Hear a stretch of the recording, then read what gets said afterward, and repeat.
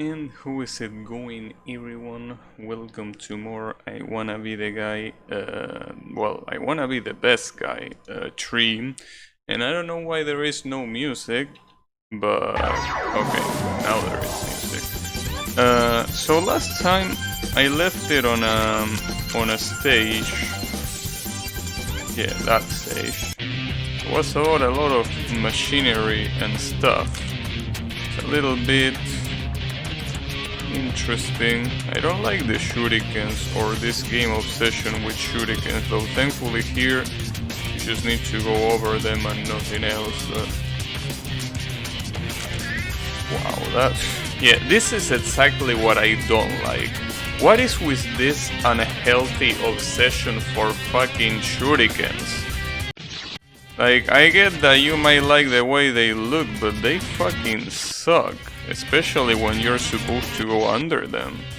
Like, I don't mean probably like jumping over them or things like that, but this shit where you just have to go behind it and timing while that shit is spinning, I don't know, so whack.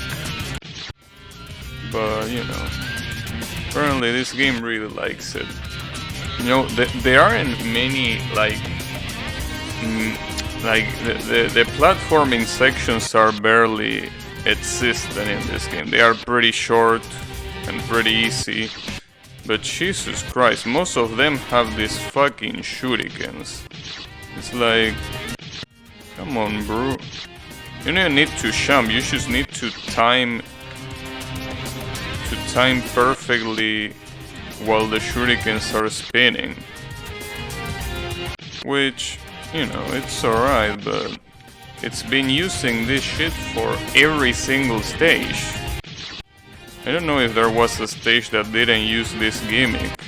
Like, I get it, you like shurikens, but I don't know, go make a ninja game if you like shurikens so much. Yeah, you really like shurikens.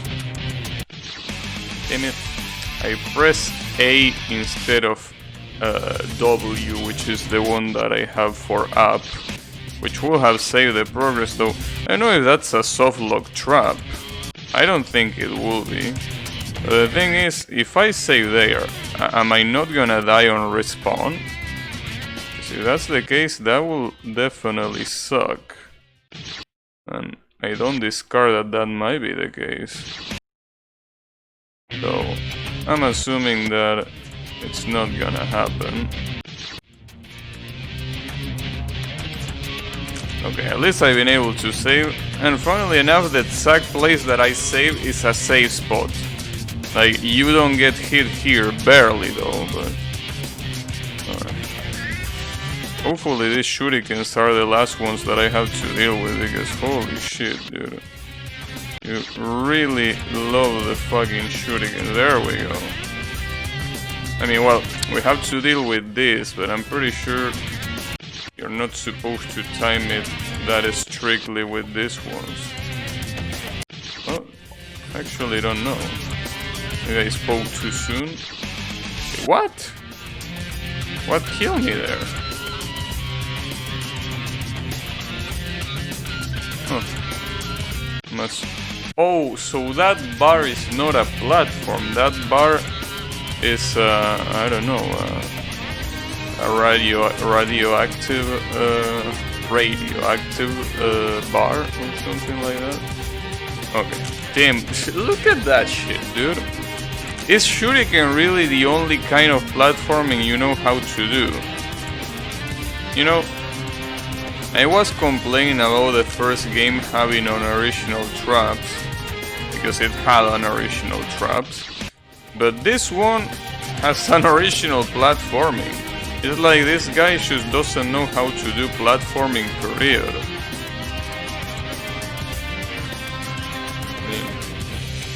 Which is fine, not everyone can be good at everything, but like, come on, dude. Why didn't you make this a boss rush, if this was gonna be the case? So, you know, even if the traps were really unoriginal in the first one, I enjoyed them. Damn, I got really lucky there. I enjoy them for what they were, which is basically, you know, just fuck you up a lot.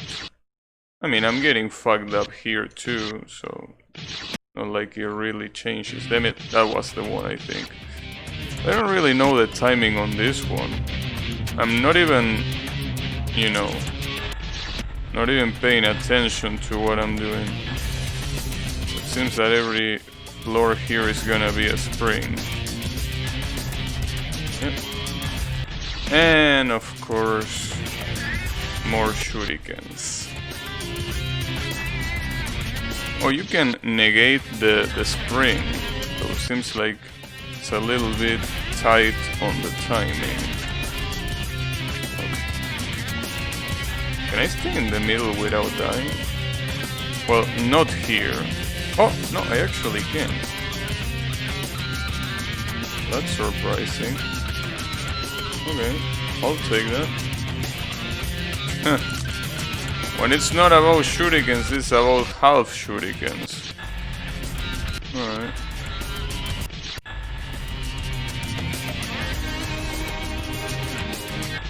Damn, I'm supposed to do that 3 times in a row. Okay, I think I can handle that.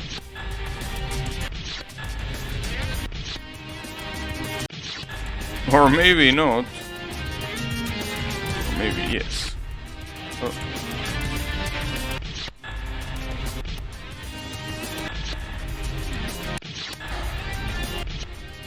It really wouldn't be that hard if this game allows you to time your jumps, but it doesn't. Like, you always have the same height for every jump. Really fucked up. I mean, at least it doesn't have anything particularly fucked up that will require doing that no matter what, but like actually controlling your jump. It does allow you to jump regardless of how much it does. But I don't understand what those things are. I'm assuming those are like dialogues, right? Like notes that you find in the way that tell you about the lore, which is absolutely useless, not just because lore in fan games is useless, but also because it's in Korean. Okay, it seems that there is a particular bias towards the right side. Like, the guy doesn't, well, the kid doesn't seem to be particularly killed by going to the right side. Like, it seems like he fits quite a lot. As you can see there, I would have assumed that that will kill me, but apparently not. But you really can't abuse that much of it. You can double jump too, but it doesn't seem that worth it. I mean, technically you will do it faster, but it seems that you are a lot more imprecise if you do that. Mostly because you have to time 2 jumps instead of 1. But if I were to do that, I only need to land 4 times, I think. 2, 3, or maybe 5. Maybe 5 times. How many spikes are there? 9. Okay, so yeah, I think it will be 5 times.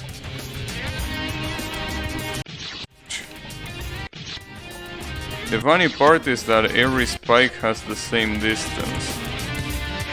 And even then, it's still pretty hard to properly do. Like, well, there is like pretty little space to land, even if it's not pixel perfect. It's still pretty tiny. Maybe it's something like 3 or 2 pixels. No, maybe more. I think you have more space to deal with it.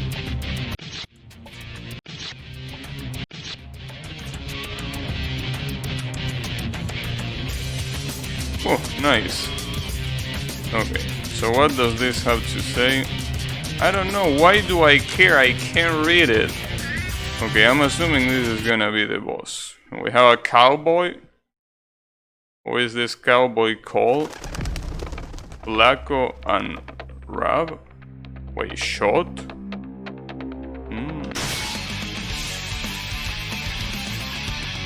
What? Excuse me? So when am I supposed to shoot here? When this thing starts flying or something? Yeah, seems like that's the case. I think I'm supposed to hit him 5 times. Alright. So I just gotta shoot when the pigeon starts flying. Well, it's gonna be a problem. That's gonna be a problem. Not just for how long it's gonna take, but also that you need to react really fast. I wonder if this is RNG or if it's a specific amount of time. Because if it's RNG, you're fucked. If it's a specific amount of time, at least you can try to memorize. Also know if the pigeon has RNG movement. Jesus Christ, you have to be extremely fast. I have my finger on the shot button, but it's definitely not enough. And I need to do this 5 times in a row. I think the worst part is that this is gonna get harder by the time, like as time progresses. And if I'm already struggling in the second one, I don't know.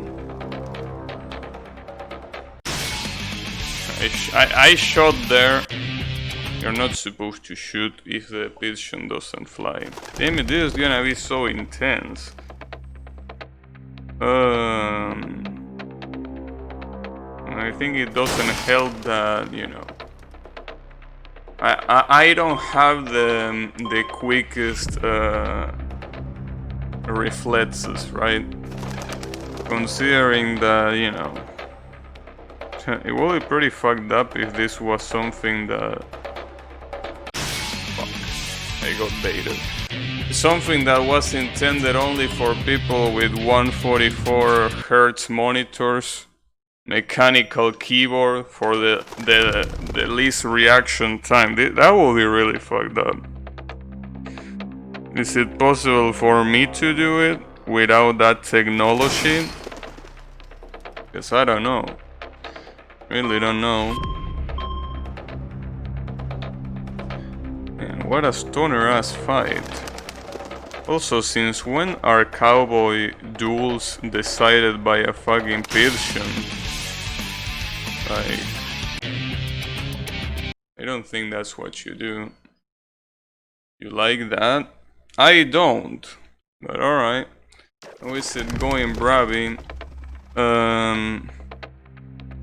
I am pretty sure that the duels that a lot of the media portrays with cowboys is that both walk on opposite directions, count to 3 or something, and then they, you know, they just flip and shoot. Damn, I can't get the second one. No matter what I do, I can't get the second one. I'm just too slow. So what's gonna be the last one? The last one, there's gonna be barely any time to react then. See, like, look at the time that you have to react to the first one.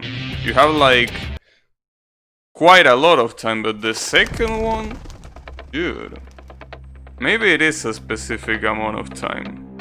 In which case, I should probably memorize that. Okay. Problem is that since this is something that has a precision of less than a second, I could count to myself. Fuck, I did it so fast and it still didn't count. Are you shitting me? Maybe I'm supposed to do something else? No, but I'm pretty sure this is what I'm supposed to do. I mean, I can literally not hit any other button other than shot, and obviously if I shot it beforehand I get killed. No, well, that's what I was saying, that maybe this was intended for people that have zero input lag. They have a 144 Hz monitor and a mechanical keyboard. If that's the case, I won't be able to beat this. Like, it just won't. Well, that's pretty fucked up, dude. Maybe it's only gonna be like that up until 3 Hz and then it turns into a normal fight. Nah, that will be wishful thinking. Predicted? Yeah, problem is if you do it wrong, you die. See, I'm doing it as fast as I can and I can. Which logo on the top left corner is becoming weird? Well, not anything that I can do. Try not doing anything that time? Not doing anything. Alright. How is it going fruitless wasabi? Yeah, something seemed to be off. Like I was getting killed as soon as I hit the button. So you're saying that I shouldn't shoot there? But what are the rules then? Aren't I supposed to shoot as soon as the pigeon starts flying? What?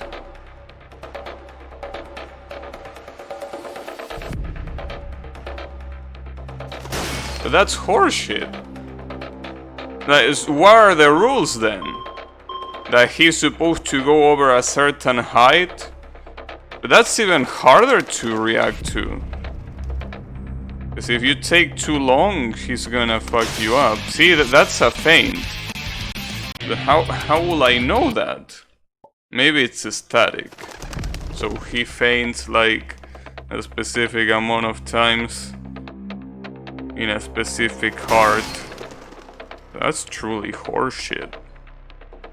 Would have been cool if every time the reaction time was lower and lower instead of that bullshit feint. Because it's impossible to tell until it's too late if it's a feint or not. You just can't.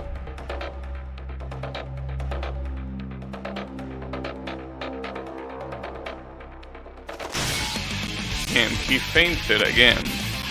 So it seems that the feints are also random. That's pretty fucked up, dude. Why will you do it like that? Why don't we just do the old cowboys walking 3 steps and then turning around? Those are the duels. I mean, they are still fictional, but at the very least will be more interesting than depending on a fucking bird.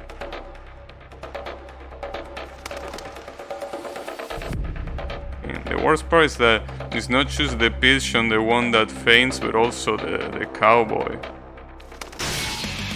It's just too hard to know when the feint happens and when it doesn't. I really don't know though. Okay, I'm gonna let this first one roll to see up until what height. So apparently he shoots when the pigeon is above the gun. I think that's what's happening. I think when the pigeon is above his gun, that's when he shoots. So I'm supposed to look for that, but that's so random. Such a random thing to be thinking of. The worst part is that it has acceleration too, so it's really hard to react to it. God damn it. Why do you have to be like this, Gustav? Did you have an incident with a pigeon when you were a kid? Wouldn't be surprised.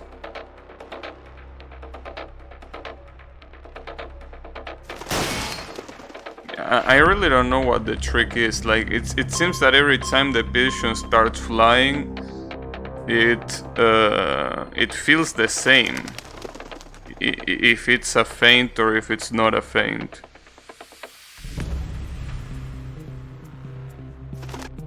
Like, I would have shot there, but I didn't shoot because, I don't know, I had the instinct to not shoot, but...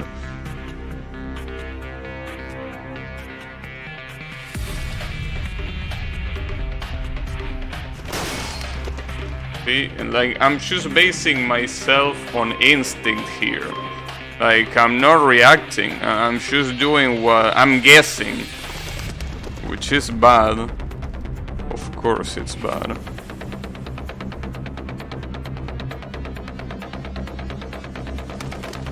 I was out to shoot there, but again, instinct.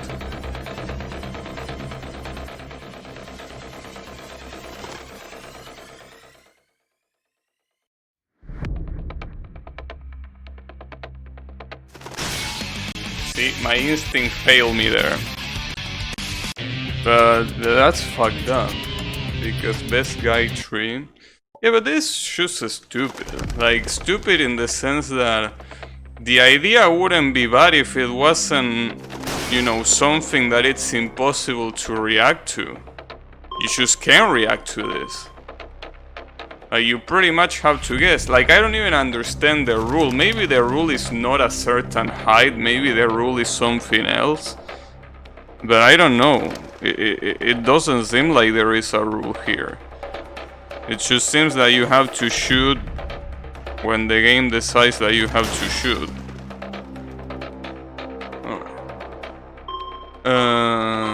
Because here's the thing, if you let the pigeon fly too high, you're gonna get shot. I mean, I know that that's the point, you're supposed to let the pigeon fly a little bit high just to see if it's a feint or not. But you can't wait too much. Like, I understand it does give you a window to do it, but... or whatever. No point in complaining. Complaining ain't gonna kill him.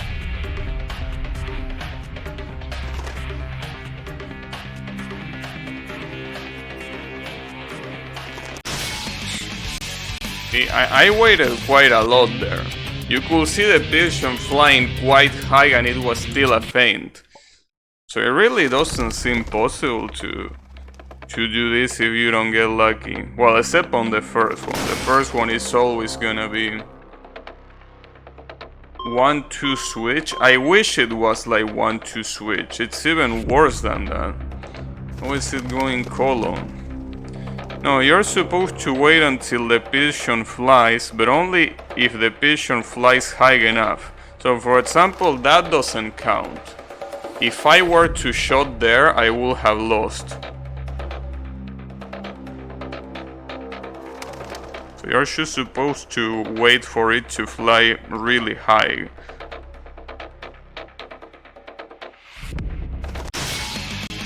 Fucked up.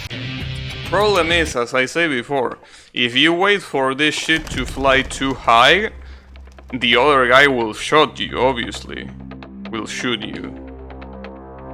The only exception is, as I say, this first one, which is always gonna be... Are you... No, you're not supposed to hit the pigeon, you're supposed to hit the guy.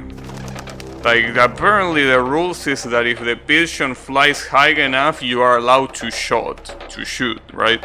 And the one that shoots faster is the one that wins. Obviously I have 1 life, he has 5, but you know. See, for example there, I waited, but I waited so long that he shot me. I don't know, this is incredibly stupid. Like, you know, I was about to praise Gustav for the fact that he does pretty good bosses, but this is absolute horseshit. Like, that's the one thing that I was gonna say, you know, I don't like these games too much, but I gotta admit the bosses are really well done. Well, guess I can't say that anymore. God damn it. Is what you get for trusting a guy that self-inserts in his own game as the fucking final boss. That was my bad. Okay.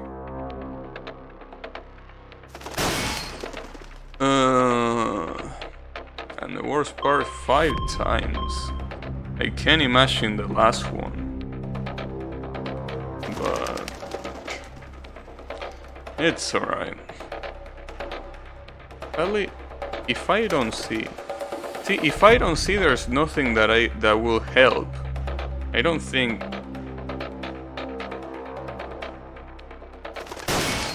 No, I think you need to see. Like, I thought that maybe there was gonna be a sound cue that I could use, but no, you need to see. It's not loud enough to hear the sound cue.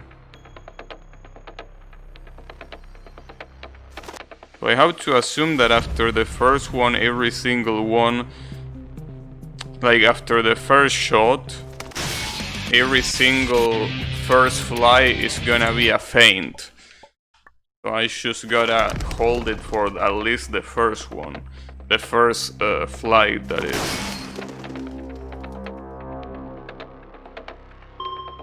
What a pain in the ass. The worst part is that it's also pretty hard to talk here, because you have to be constantly focusing. It's like playing a reading game but with no music, no nothing.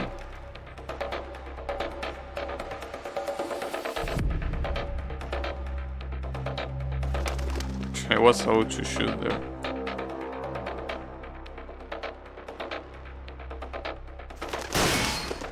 Yeah, seems like it is when he flies above him.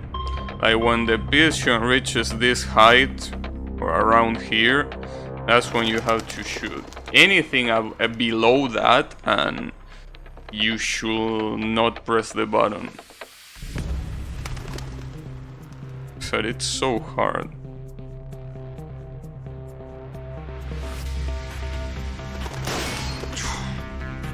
I did that too late. It worked, thankfully.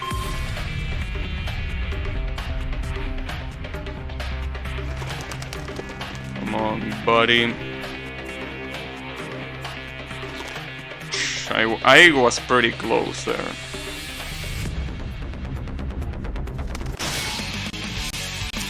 You know what I should do? Problem is that I don't know how to do it. But I should put a line over my monitor, and if the pigeon goes above that line, I will shoot. The issue is, how the fuck do I do that? Like, I don't think I can do that. I mean, even if I were to use tape, I'm not gonna fucking use tape over my monitor. What the fuck, dude? Use tape, you say? The best idea will probably gonna be use a thread, like a long thread, and just envelop the monitor, but nah, too much work. Sadly, I don't really have anything that I can just hold on my monitor. You know what's pretty funny? In the first one, see, and that's another one of the reasons why this is so badly done. In the very first one, if you take too long to shoot, like if you wait until the pigeon goes above his head, you get killed. But that's what you have to do in the other ones. So that first one, that it's supposed to be some kind of tutorial, doesn't even work, because it doesn't respect what's gonna happen later, where you have a lot more time to shoot. Pretty fucked up.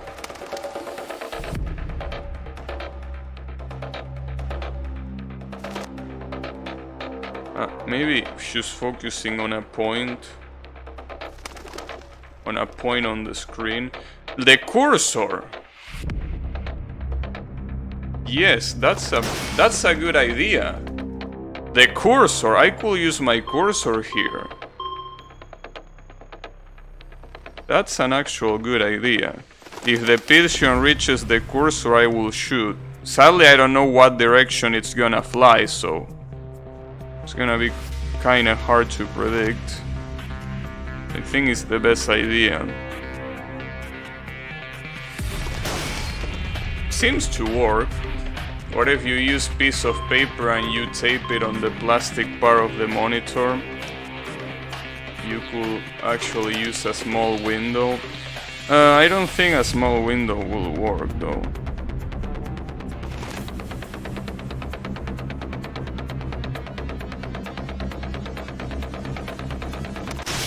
Fuck.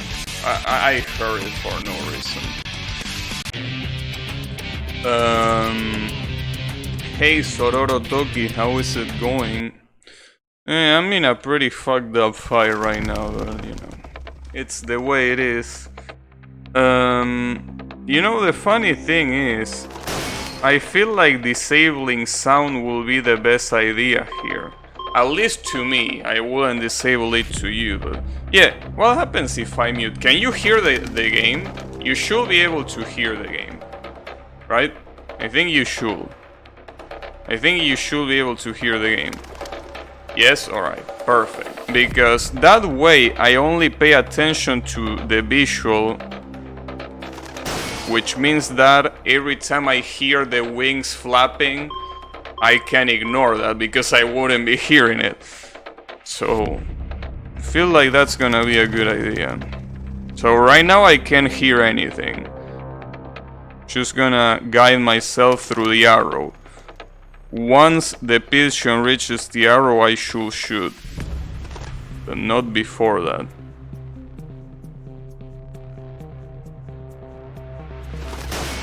Yeah, seems like it's working so far. The good thing is that I'm pretty sure you can also see the cursor, which means that, yeah, you see the strategy in real time.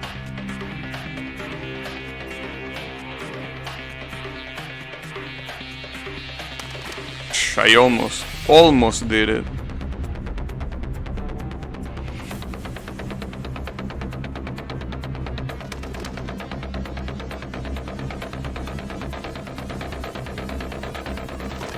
Jesus.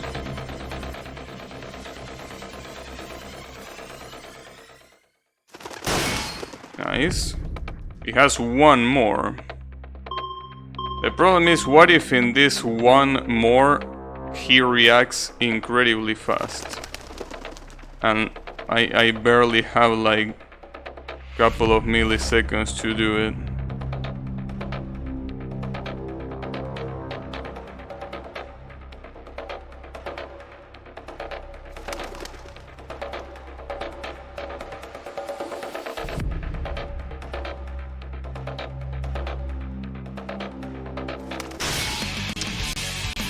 I hurried for no reason.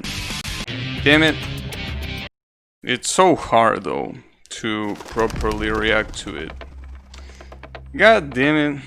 It's a little bit dull though if I hear no sound. So I think I'm just gonna activate the sound, because I don't really think I mean, you can still get pretty easily pressure even without the sound. So I don't think disabling the sound is really gonna help me here. God damn it. It's an interesting concept, it's just that I think it's really badly executed. Well, that and the fact that what the fuck is it doing here?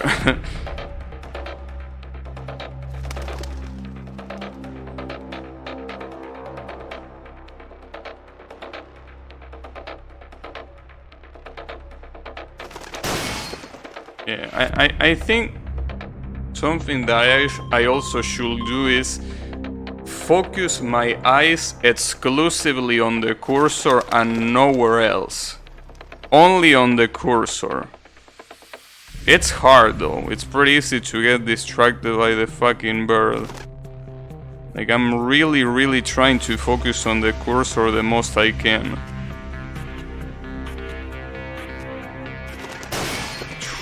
I did it so late right there. It seems like it really gives you a lot of time to react though. Maybe I'm being overly cautious here. Maybe you really have a lot of time to react, but I don't know. And I still do it. Because I'm a fucking dumbass. Damn it. It's a lot harder than it looks. I know it might look easy, but I can tell you it's not easy. Not easy to properly react. Damn it.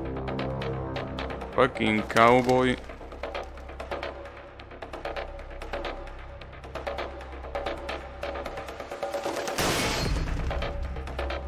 The worst part is that he's not even using an old-fashioned, you know, revolver or anything. He's using a normal ass handgun that you will find even nowadays. But you were supposed to be a cowboy, not a cop.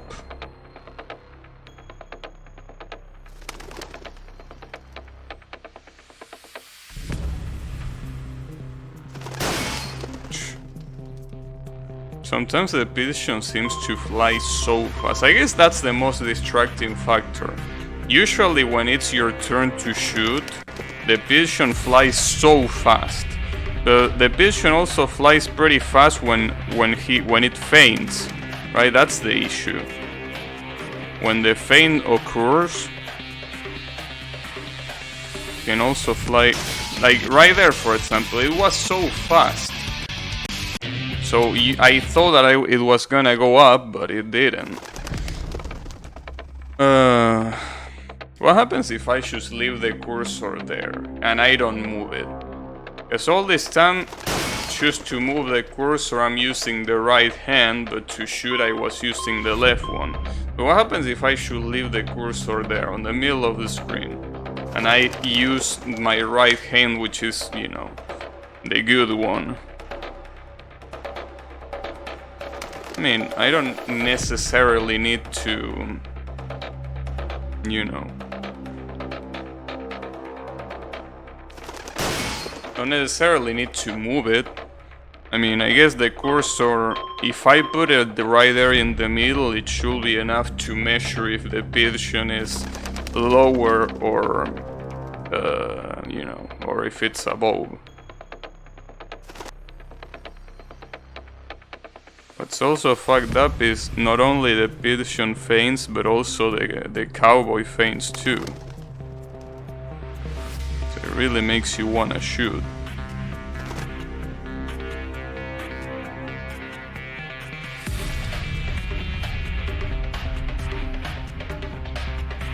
What's also fucked up is that you can barely blink.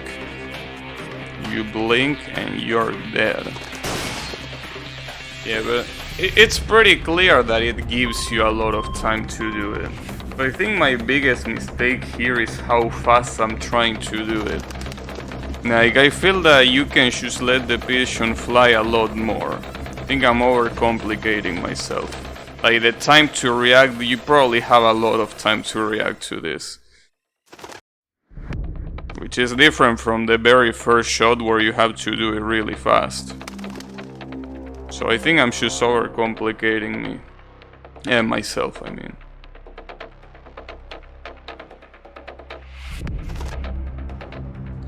Come on. See, as you can see, yeah, it gives you a lot of time to react. The problem is the choke factor, which is gonna be a factor right now, by the way. The choke factor, it's always there. It gets the best of us.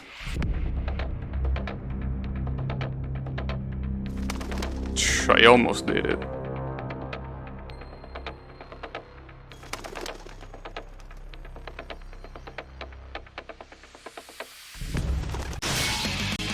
It went to the cursor.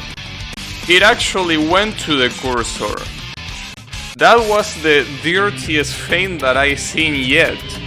It actually touched the cursor, and it still didn't go up. What a fuck? Wait, so I should put this one even higher, like there? See, I'm really not gonna be able to react. Jesus fucking Christ. What an asshole. Unbelievable. Really is unbelievable. I was expecting a lot of things. I definitely wasn't expecting this fight. I can tell you that. I should just wait for the Pilsion to reach that high.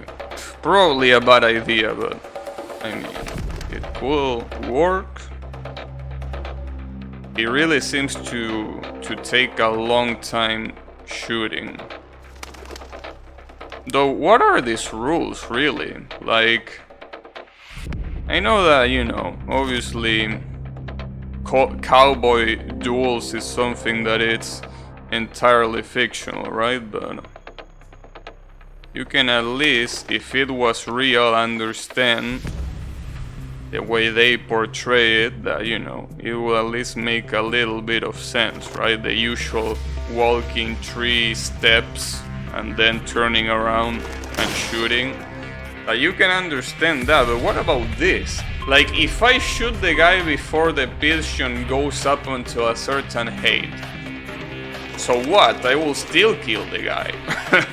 Like, I wouldn't kill myself if that happens. Or what? Is this Pilsion a super Pilsion that reflects bullets? Well, it might be. You never know. That's the only logical explanation. It's barely logical.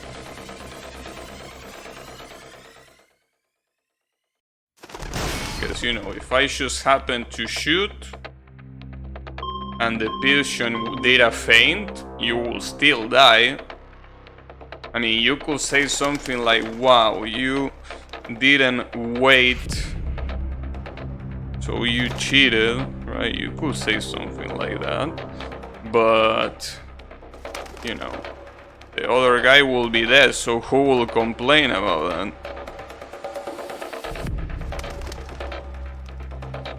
The Pilsion, maybe?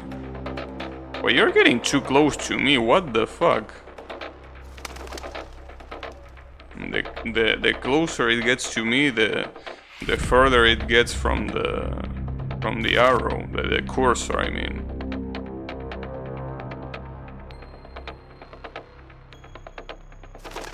Damn, you're doing a lot of feints in this duel. Like, you're really doing a lot of them. What an asshole. It is by far the longest duel that I had, and it's because this piece of shit refuses to start flying. Alright.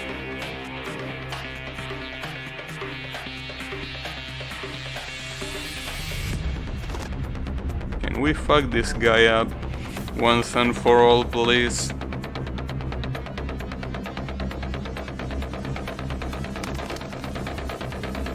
I'm to be especially careful about the feints on this one, because the Pilsion goes really high.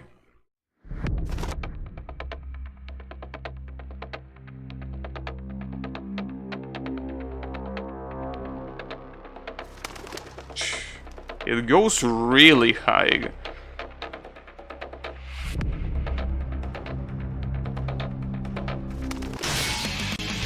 That's horseshit, dude. It went so fucking high. Do I have to put the cursor even higher? Like here? But dude, I'm not gonna be able to react in time at this rate. If I'm waiting for the Pilsion to fly that high. Jesus fucking Christ. So then again, I don't remember getting shot by the cowboy ever in any other one that is not the first one, so I don't know. Maybe you really have a lot of time. You know, I'm basically reducing my chances like this. But yeah, in that last life, the Pilsion starts flying really high, even with the feints. Yeah, it seems like... I guess it should be fine here. Is the Pilsion also gonna feint that high? It could be. It could happen. At this point, I'm gonna just put the cursor up in the ceiling. Fucking cowboy.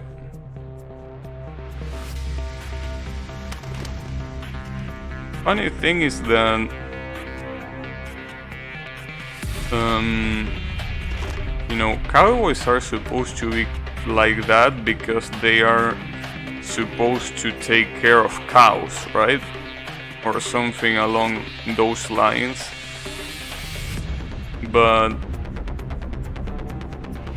you know, most of the time that you see them, they are just, you know, delinquents that shoot shit. I think they are just supposed to protect cows. Is that how it works? I don't know, I'm not really fond of cowboys. Don't really give that much of a shit. But I mean, they have to be called cowboys for a reason, right? I'm assuming they have to be called cowboys for a reason. Just that obviously in the pieces of media that they are portrayed in, usually, you know, there is that evil guy that comes to town and basically just challenges the cowboy to a duel. And you really do have a lot of reaction time here. Like, I took a long time on shooting there and it still worked. Okay. It almost makes me want to raise the cursor even more, especially here in this last shot. In this last shot is where it matters the most. Because the feints just get ridiculous here.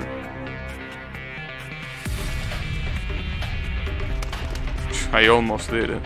I think I need to raise it more.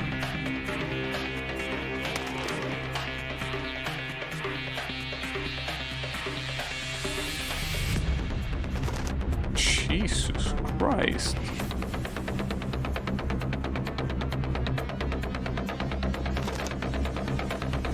Come on, dude.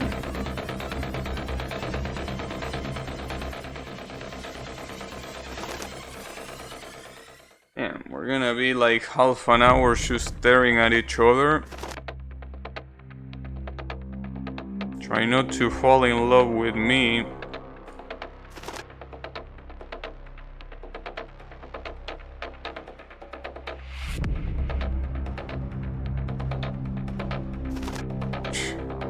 Come on. What are you waiting for? It's amazing. It just doesn't happen. And the feints keep getting more and more ridiculous too. It did it, okay. Are you finally dead? Please tell me that you're dead. I don't want to deal with more of your bullshit. Wait.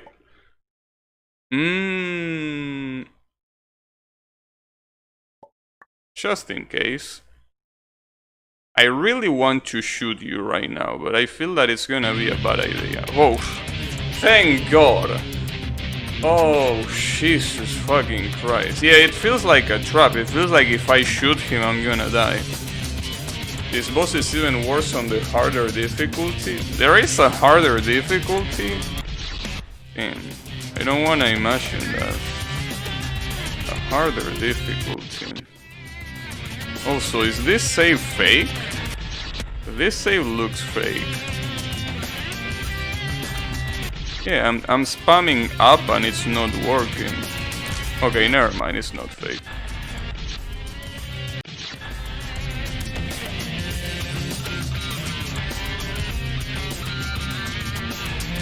Is that a line specific? Assuming that's a line specific. I don't even know if this game has such a concept of alliance and shit. But yeah, it did feel like a trap, that if I shoot him or did anything, I would have died. Okay, so that's where I was before, so now I'm going up. Man, come on, stop with the fucking shurikens already, like... I get it, you like shurikens, ninjas give you a hard-on, okay? That's pretty nice, but like, come on, dude. Like, it just can't be that every single platforming section has these pieces of shit. Like, god damn, dude. Really like shurikens.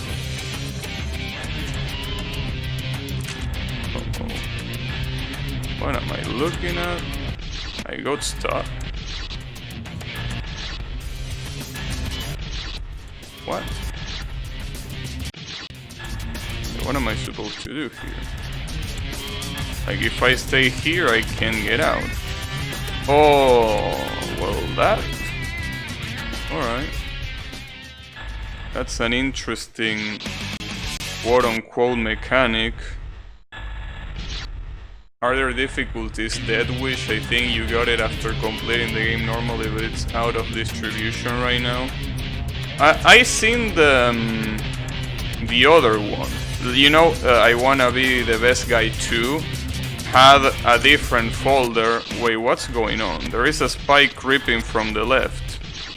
Seems. Am I supposed to go up? Yeah, I am supposed to go up. I think I'm supposed to jump cancel. Okay. You're supposed to jump cancel, but damn. Jesus. Alright. I don't like that thing that was creeping from the left though. Is that something that's gonna be a problem now, or... Damn it. Wait, what was I about to say? Oh yeah. That yeah, I Wanna Be the Best Guy 2 had a crazy mode. It was a separate folder. Like you had the normal one which didn't say anything, and then you have a separate folder that should say crazy mode. I didn't try it, and I definitely won't try it. Well, you know, it was there. Well, that's a spike. I didn't even see that as a spike. But yeah, it is a spike.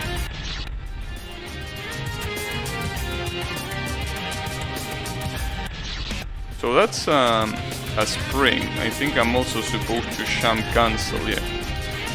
And this feels like an Orgos. Please don't be a duel. Do me a favor and don't be a duel. A professor. Okay. Want me to go here? What is this? Okay.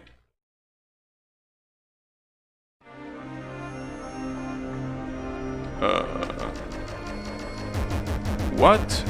Beckett of Perfect Man? What's a Beckett?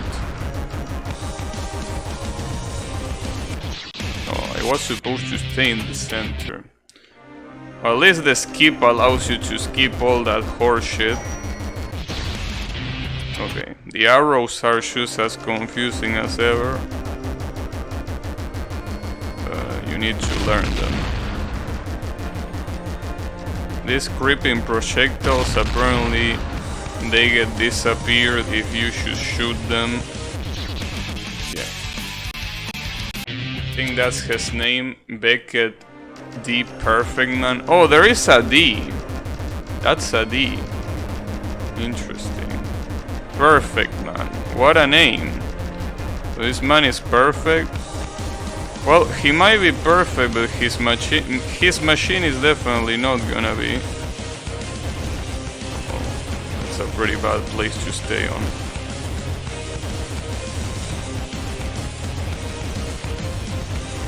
Damn it. These little things are a lot more dangerous than they look. They are pretty dangerous. I think they are aimed. This font is very bad. Yeah, it's a pretty bad font, but not as bad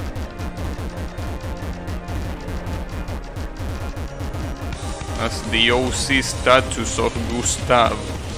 Now, I have a question. I don't know if you know it, but I'm gonna ask anyways. Is this Gustav, you know, the Gustav, not the creator, but the boss, right? Is it supposed to actually be a tribute to King of Fighters Gustav? Or is it supposed to be a shameless OC? I mean, I thought that it was supposed to be especially that KOF character until on the previous game the surname wasn't the same one. You don't know anything about King of Fighters, I see. Well, what I can tell you though is there is a character in King of Fighters called Oswald. I think he made his debut. I don't think I don't remember if it was 2003 or 11. It was one of those two King of Fighters, where he basically is a butler that throws cards. Well, that's the sprite that Gustav is based on. Funnily enough, though, there is a King of Fighters character called Gustav, but apparently it's like a character that, first of all, it's not playable. Second of all, I don't think he appears except as a still image, like as a background story kind of thing in like a cutscene. And it's also from a game that nobody gives a shit about, which is King of Fighters Edge 2.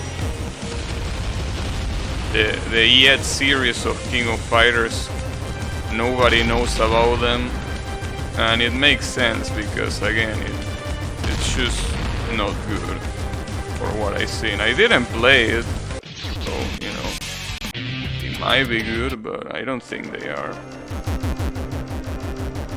But yeah, it would be weird if that was the Gustav that the boss is based on. Because if that's the Gustav that it's based on, like, such a secondary character that you barely have anything to base yourself on, using Oswald's pride to... it will be, I don't know. Because as I also mentioned on a previous stream, in Mugen, which is that fighting game engine to, you know, create custom characters and stages and all that shit, Gustav is a pretty known character, right? He's supposedly really broken, right? He's one of those that is not meant to use for a fair fight. It's just like to basically fight against other broken characters.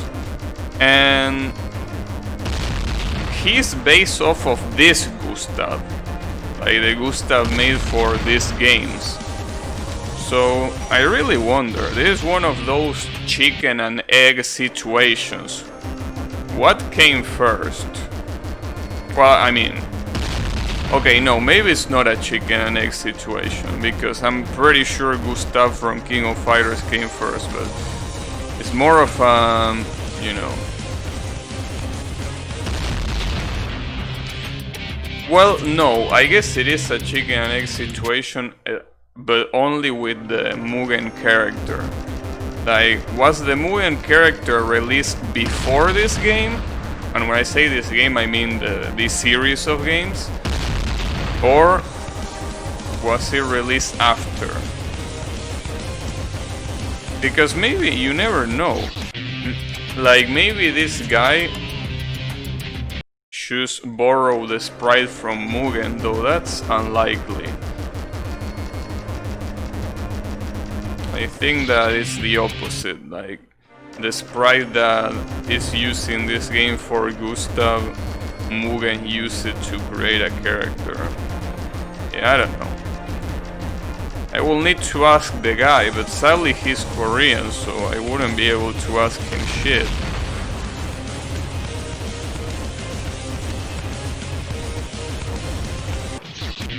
Or maybe, as I said, he didn't base it on anything and he just wanted to have an OC, a self-insert OC. That will be a possible theory too. It's probably the most likely one. I mean, if I had a fun game where I could do anything I wanted, I don't know, it will be pretty tempting to make a self-insert OC, make a boss called Gabby that will be incredibly broken. I mean, it will be tempting. Never know.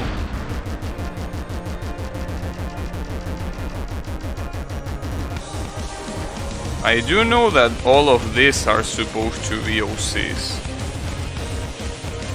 All of these characters are manually drawn, which is something that has a lot of merit. All of these sprites seem to be manually drawn, so good on him for that. Definitely pretty cool. Obviously based on other characters, but you know, they are at least original as it gets. Okay, not as original as it gets, but I mean, you know, as manual as it gets. I guess that's a better word. Oswald being the exception because it's a sprite edit, which is still manually done, even if it's based on an existing sprite. It's still probably edited frame by frame, which is, you know, pretty cool. I don't know how people have patience to edit frame by frames like that. I mean, well, I guess the answer is passion. Like, I don't think I will have the patience to edit every single frame of animation of a fighting game character. Like, jeez, that definitely requires some work.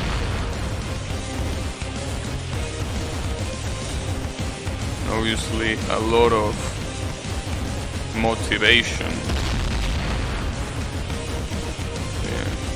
Well, that's how Mugen characters are created, pretty much. Mugen characters just pick an existing sprite sheet and they just modify it. Well, some of them are from scratch, but usually the ones that are from scratch are pretty noticeable that they are from scratch. Because they are usually made, well, like this one in MS Paint. So you can quickly tell that it was handmade from zero. But, you know, a more complex one like our friend Oswald, Gustav, are edits of existing ones. It's also interesting how, you know, the reason why there are so many King of Fighters edits compared to other games in Mugen is because apparently King of Fighters, it's pretty easy to extract the sprites, which is also the reason why there are so many arcades of King of Fighters in Latin America, because they are also pretty easy to pirate.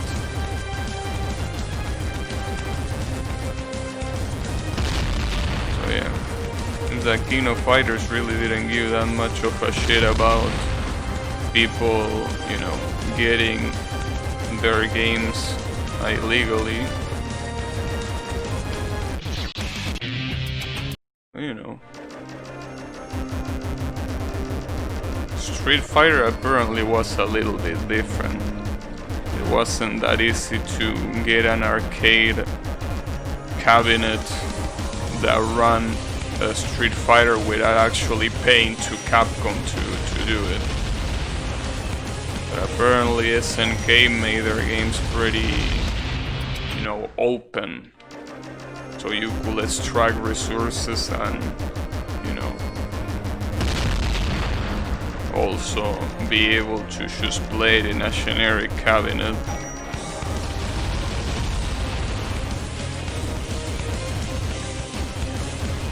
That's why in a lot of Latin American countries, King of Fighters is way more popular than Street Fighter.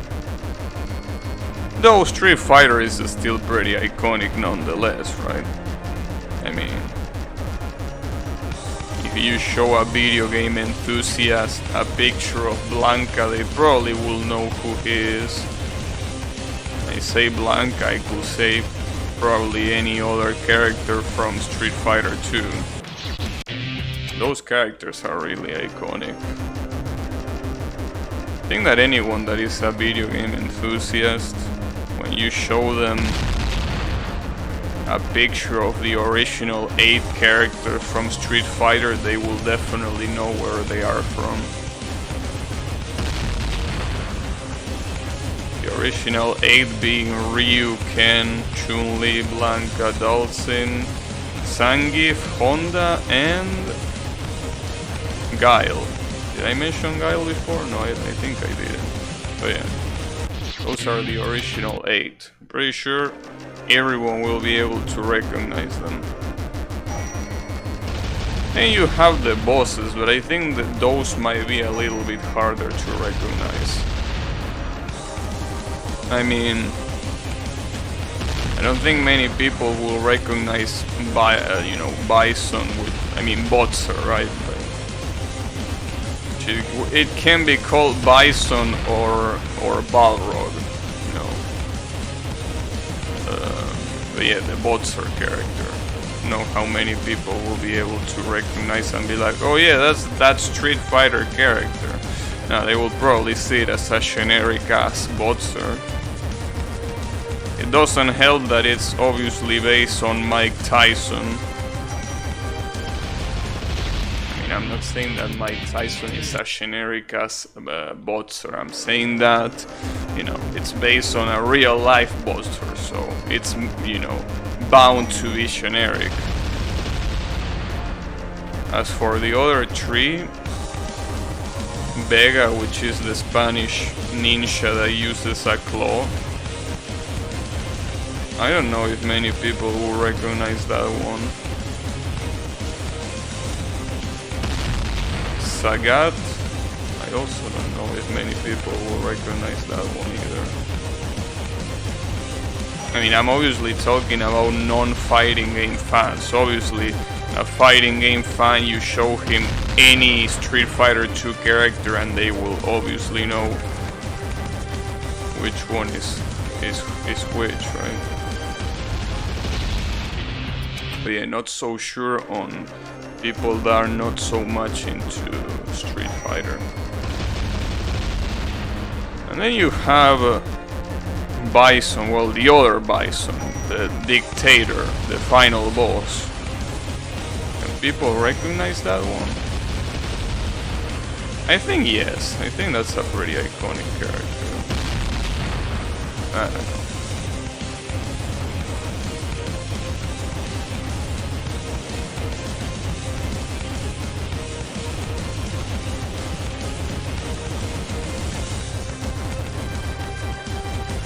Damn it, that thing almost hit me. Also, pretty surprised that this thing is costing me so much to beat. Like, this boss is definitely not hard. It's just a long boss.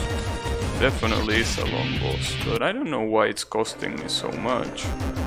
It's not hard, it's just not. I think if I have to blame anything, I'm gonna blame the spike attack. The spike attack is clearly harder than any other attack. And it gets pretty hard to avoid when these things are attacking you. You know, the flying balls. The balls. Yeah, those flying balls are quite an issue. If you're supposed to jump, they obviously block the path. And I don't know if they get more numerous as time passes. I'm not sure about that actually.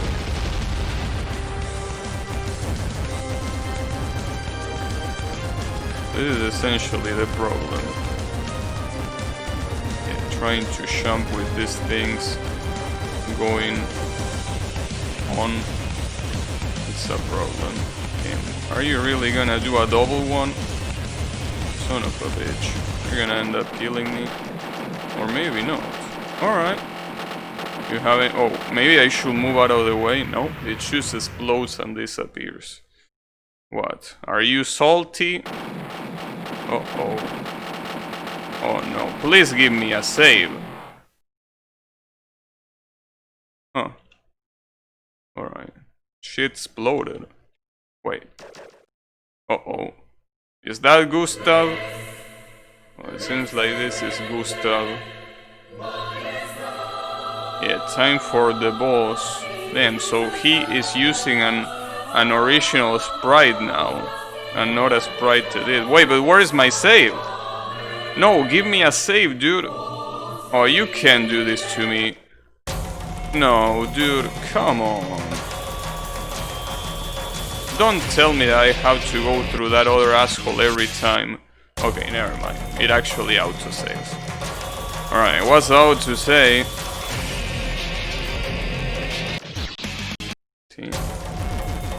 And it's not called Gustav anymore. This time it's called Shoes Counterfeit, which apparently is his last name. Alright. What happened with your original name, bro? Wow. Nice. Also, I have a particular question about this game. I don't know if anyone knows the answer. Probably not. But...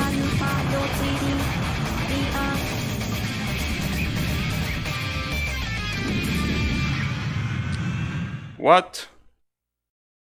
Custom dead animations for this boss? Yeah, but it's pretty funny because what I was owed to us was related to deaths, but this. Like, are you listening to the music? Why is it so, like, choppy? Like, is there any particular reason for it? Like, you can hear that it's not continuous. Like, you can hear it chopping a little bit every single, like, second, right? Like, I don't know if I'm explaining myself, but basically it's like if you played a CD and it was a scratch, so it wouldn't play normally. It would, like, you know, struggle. Not sure why that happens. Yeah, me neither. Also, I like the... Damn.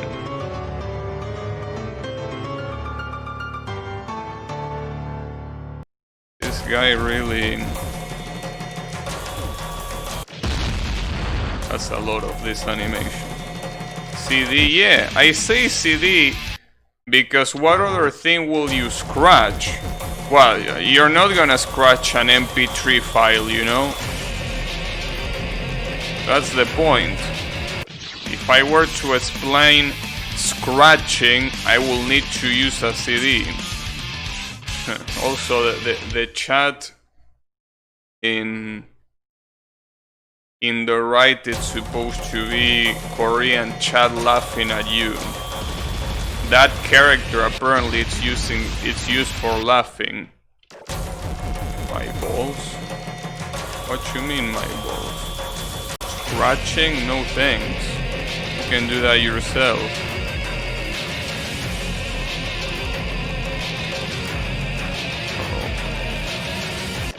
Jeez, you have to be really fast on that one. Wait, what? Son of a bitch.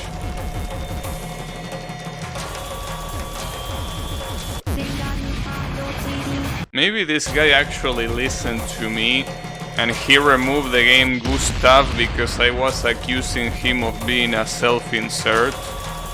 Is that why you did this? You were listening to me, you made an update to the game in my own computer and you removed the name Gustav just because I was making fun of you being a self-insert? That's next level. That's also next level. Bullshit, that is.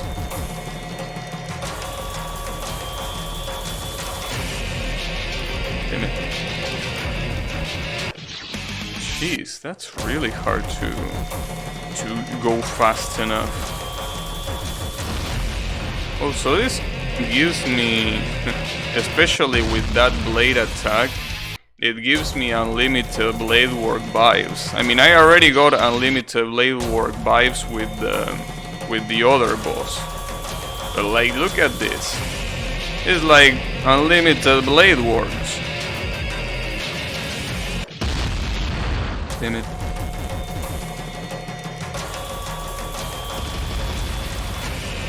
That was close. It wasn't fast enough. God damn it. Fucking Korean chat laughing at me. I don't even know how that's pronounced, but apparently it's a laugh. Uh-oh. Oh, you son of a bitch.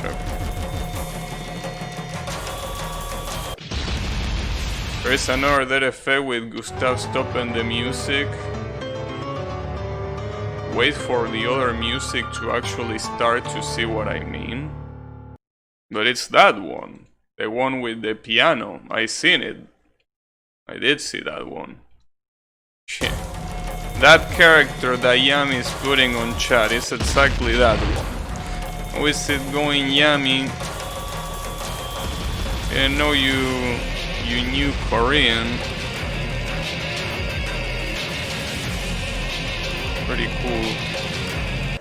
Can you teach me?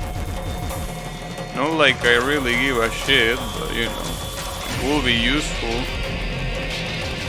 So I can then insult this guy in his language. I mean, I can interact with Korean people, obviously. That's the motivation.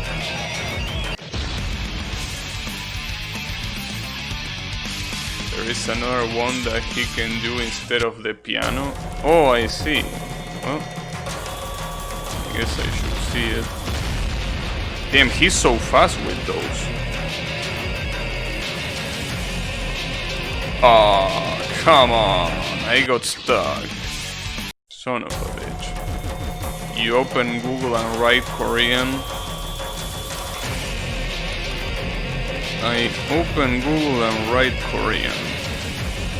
Yeah, it sounds like a good idea.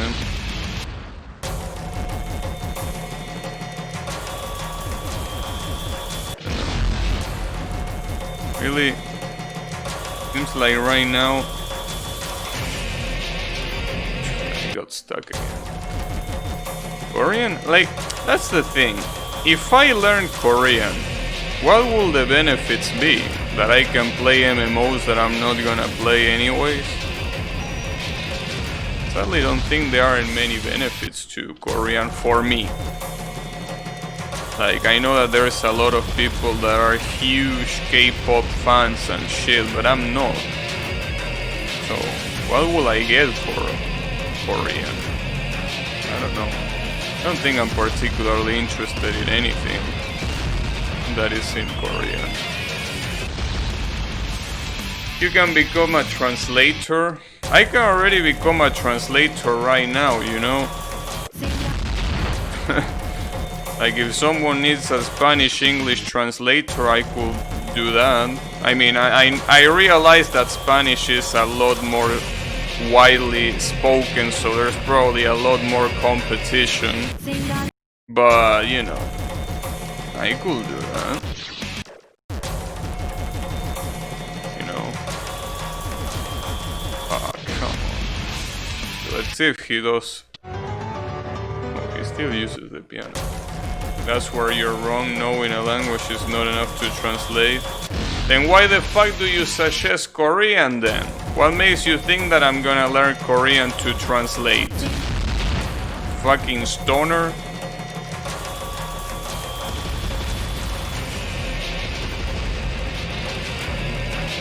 Like, if I learn Korean, it will be for my own, not to translate.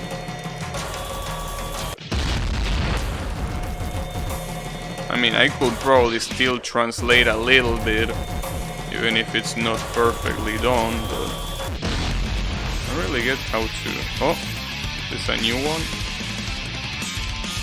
No, he shoots last. Alright.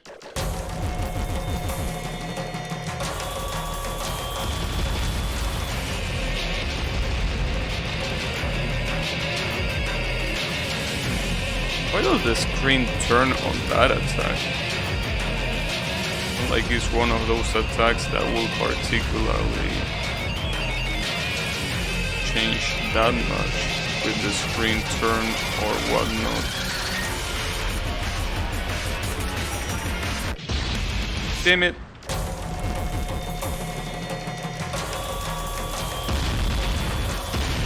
Also, this motherfucker has a shit ton of health. A shit ton of health. Sorry.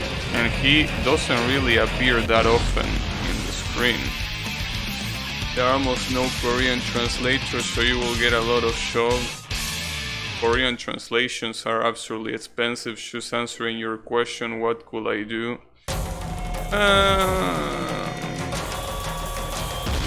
Okay. I understand. The problem is, you know, you might have a point, but the problem is that, see, that's the thing. If I were to be studying a language like that one, I wouldn't be doing it for show. I mean, I guess it will be cool to work as a translator, maybe, I don't know how it is, but I'm not really sure. I mean, maybe it will be more interesting than being a programmer. You want me to just tell you what the other dead effect is? No, it's just that I'm forgetting. You know? I don't have a really good memory, sadly, so I'm just quick restarting because I forget that that thing is there.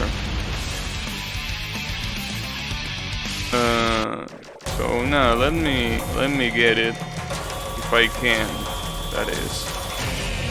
Well, it's also a bit of luck getting it.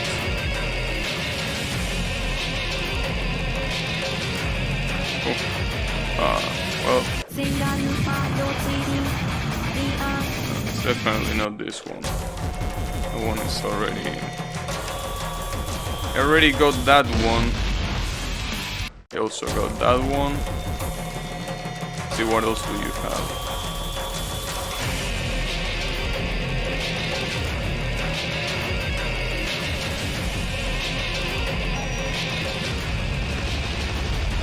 It's pretty hard to dodge those lasers.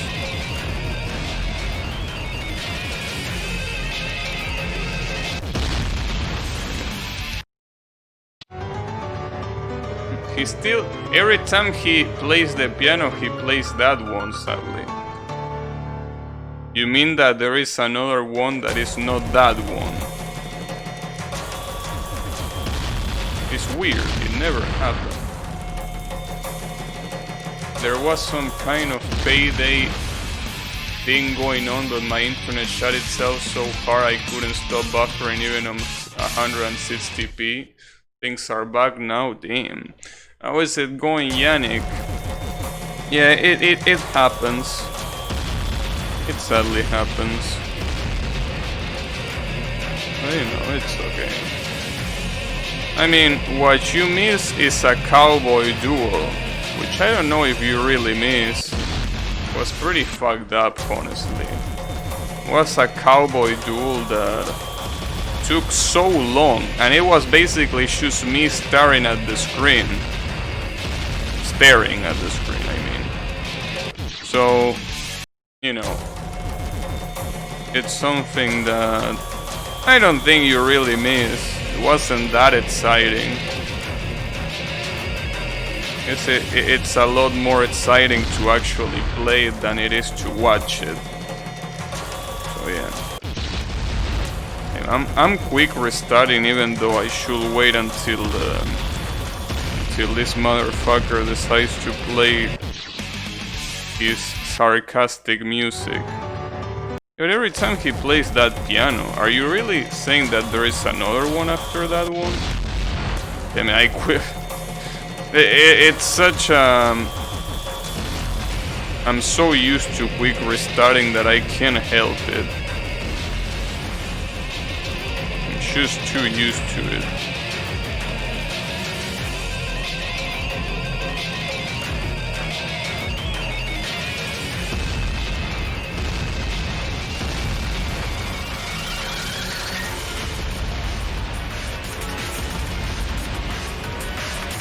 And these 2 in a row?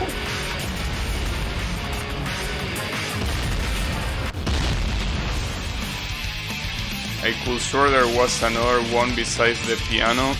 Well, there are like 4 others beside the piano. It's just that, you know, they are not about playing music. Oh, there is this one. It just laughs.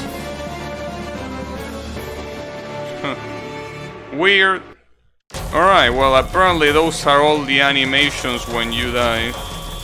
Interesting.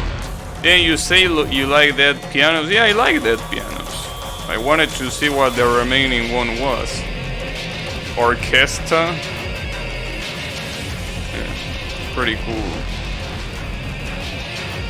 You just have a huge fucking orchestra just to say that you got fucked up. Well, that's actually something that happens in a King of Fighters game.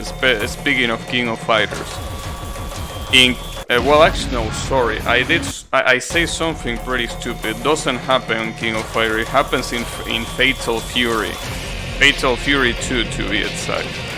There is a boss called Wolfgang Krauser, and his theme is literally Mozart's Requiem, the Dies Irae section of the Requiem. Pretty interesting. It's pretty cool, and the coolest part is that there is a whole orchestra in the background playing it, apparently. It's a really cool boss. Sadly, Krauser is not really popular among King of Fighters. I mean, well, alright. SNK franchises are already pretty unpopular. But Krauser, nobody really knows about Krauser. Everyone knows about Geese, but that's mostly because Geese got a crossover with Tekken and with, well, did he get to Smash? Yeah, he got to Smash, right? As a spirit, and not as a playable character. Yeah. Well, basically, Krauser is the boss, is the final boss, but for the second Fatal Fury instead of the first one. You know, if barely any people play the first one already, I can't expect much people playing the second one. And for Fatal Fury 3, it has an even more obscure boss that nobody knows about. It doesn't help that it has a Chinese name, so it might be a lot harder to remember. Well, in fact, sometimes I forget it from time to time. I think he's called Shin Chon-shu. But Fatal Fury 3 boss, it's really cool. Nobody knows about him though. Because just an unpopular character. Not like the design is really appealing either, so that doesn't help either.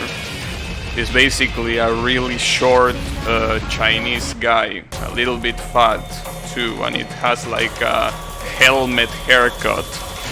So I can, you know, the design is not really appealing, but you know, it's a cool boss for what it is. I think once I'm done with I wanna be the best guy, I don't know, I feel like I have to play SNK games on stream, the arcade mode of SNK games. I just have to. One way or another, I have to.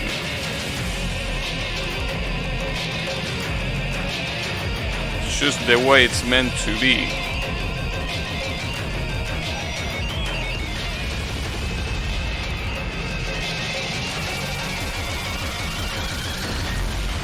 in the hardest difficulty. SNK games are insanely hard. If you put them in the hardest difficulty, it's even more fucked up.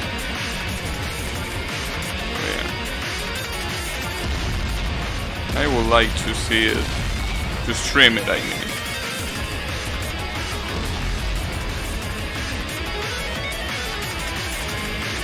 Really regret that the first time that I played those games was when I wasn't streaming, because I really started, you know, playing every single one of them in order.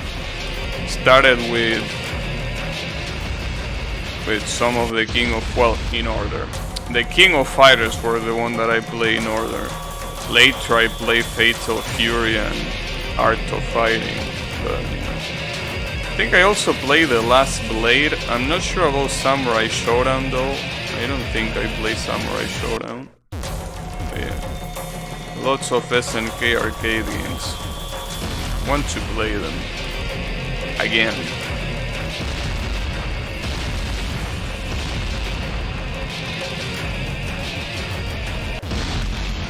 You like Samurai Shodown, Yami? Yeah, I mean, I think what I didn't like about Samurai Shodown is that... Actually, what I didn't like about Samurai Shodown? I don't think there was anything particular that I didn't like. Like, for some reason I really liked The Last Blade, but I didn't like Samurai Shodown that much, and they are really similar. Both The Last Blade and Samurai Shodown, both made by SNK too. But I don't know why I didn't play Samurai Shodown. It's weird. Would have thought that I would play it. It's weird. Even I play Samurai Shodown.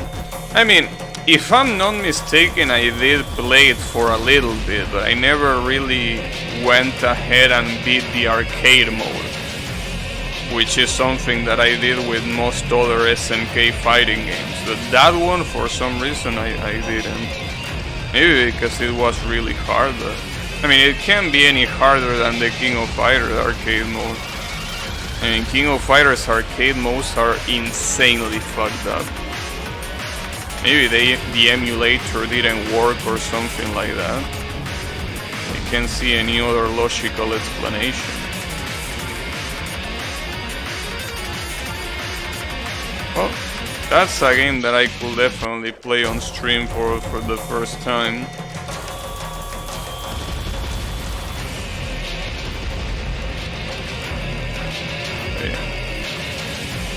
Anyone that likes arcade experiences, you definitely should play the SNK fighting games. You might ask which one? Every single one of them. Fatal Fury, King of Fighters. Well, no, there is actually one that I wouldn't recommend you to play because it fucking sucks. Even though it has good music and good characters, but the gameplay is so bad compared to all of the other ones, and that's Art of Fighting. As much as I would like to defend Art of Fighting, the gameplay of that game, it's so bad, so clunky. I think it has a block button even, a la Mortal Kombat, except that it's even more clunky than Mortal Kombat, and that already is saying a lot. In that Mortal Kombat is clunky enough. Yeah. It's one of those. Though, even saying that, I gotta say that I enjoyed playing the first Art of Fighting. The second one was too hard though, so I couldn't really play it that much. The first one is pretty cool. I mean, ignoring the gameplay, it's pretty cool. Which, you know, yeah, I know that that's something not really attractive to say. Yeah, if you just ignore the gameplay, it's a good game.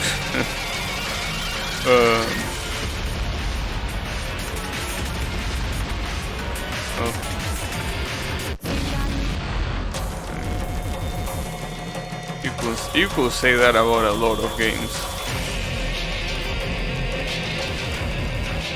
I was gonna say you could say that about Street Fighter V, but sadly no. You can't even say that about Street Fighter V. Yeah, I really hate that game. Sorry. Sorry to mention it every time that I'm bitching about games. You know, yeah. If you ignore everything, but it's good. Well, it's funny that you say that, but at some point that was the argument for people defending Street Fighter V.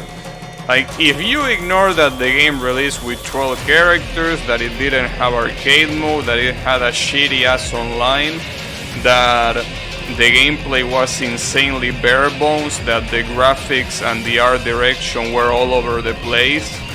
If you ignore that, Street Fighter V is a good game. Yeah, they were people saying that back when it released. Yeah. Now, obviously, right now Street Fighter V is in a better state than it was at release, but it's still Street Fighter V. You can't do much about it.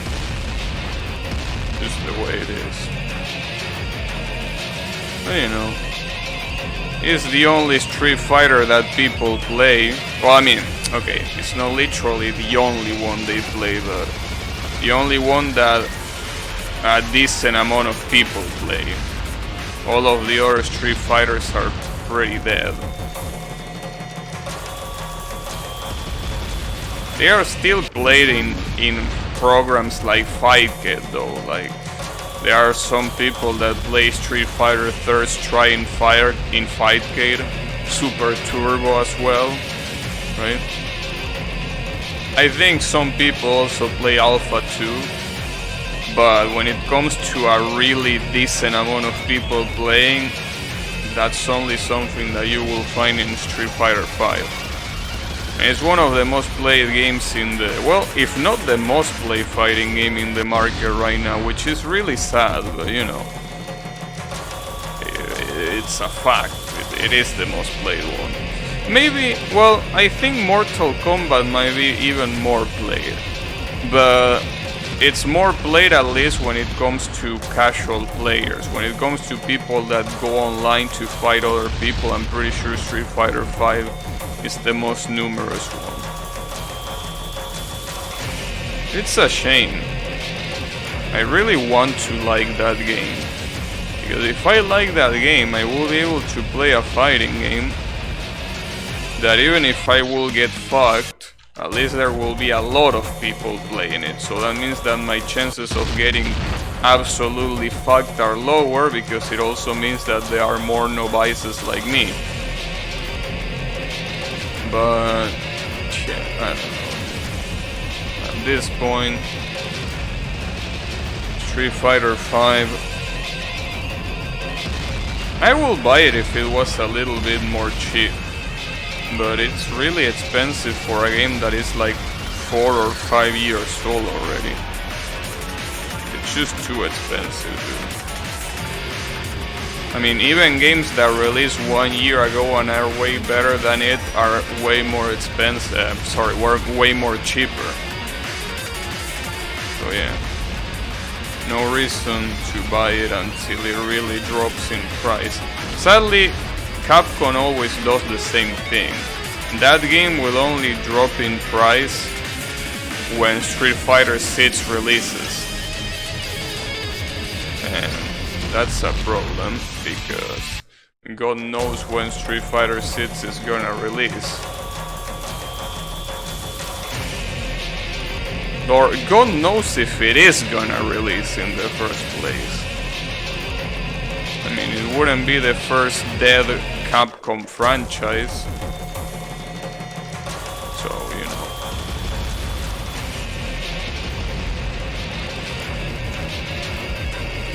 There are so many dead Capcom franchises, in fact. So many of them are just dead.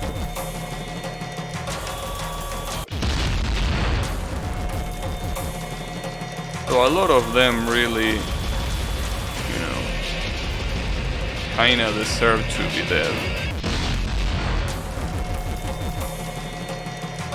some others, it's quite tragic. Funnily enough, Mega Man is not one of them. Mega Man is actually, well, I mean, Mega Man 11 released not that long ago, it was 2 years ago. So we could probably see a Mega Man 12. And that's the good thing about Mega Man games, they are easy to do. So, if they want some quick bucks, they can do a Mega Man 12. They will get my money at least. I don't know about the others, but they will get my money. That's for sure. In fact, Mega Man 11 is one of the only games on PC, on Steam, that I bought on release.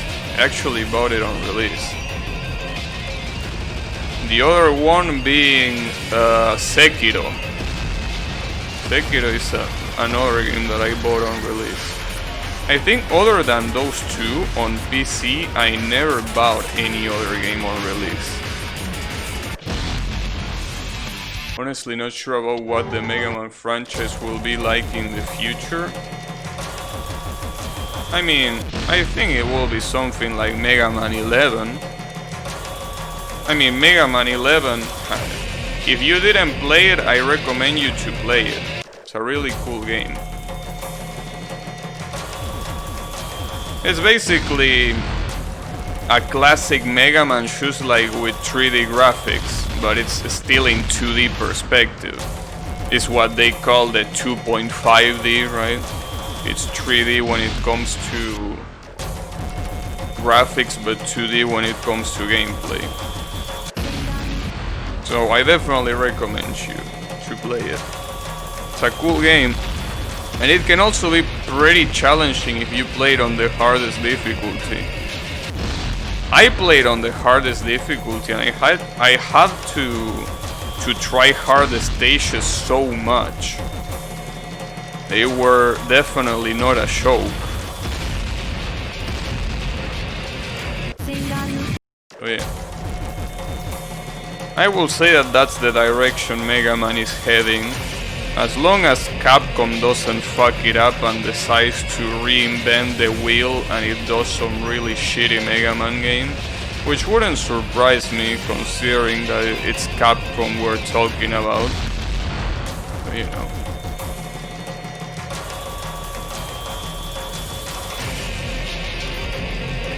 Yeah, Mega Man 11 is a good game.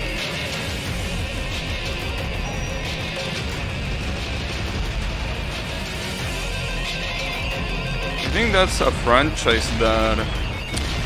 Okay, when I say a franchise, I don't mean the whole thing. I mean specifically the OG Mega Man, ignoring Eds and the rest.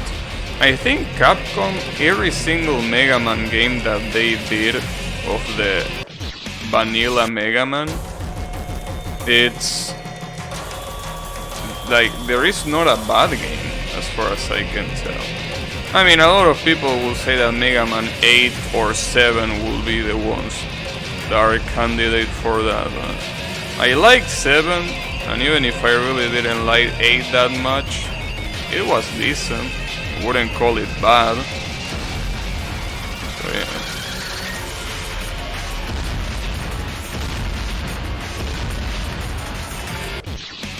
Damn it.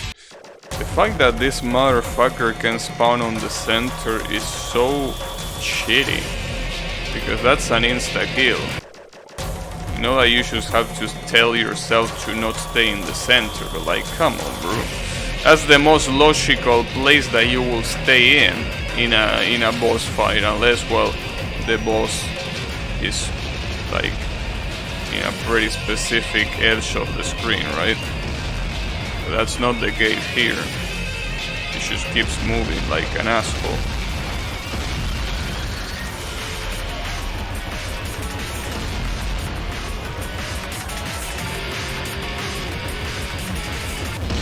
Damn it. The timing on that attack is so hard for me to measure.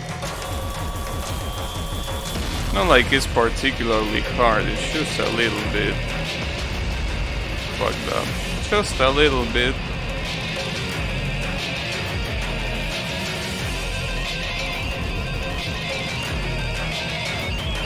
Oh, I almost didn't see that one coming.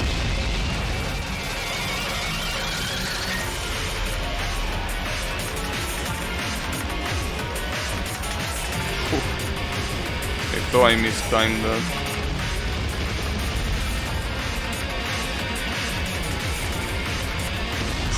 I almost got fucked there.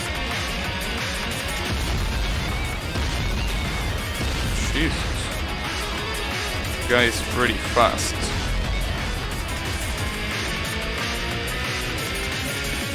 This one with the swords can also be a really hard to avoid attack. Mostly because sometimes you can just get unlucky. And a lot of the swords can spawn right on your face. That wouldn't be cool.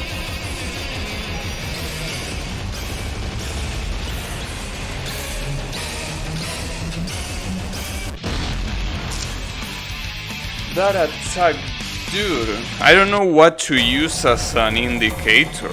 Because pretty much every other attack has an indicator. Or at least some easy to calculate timing.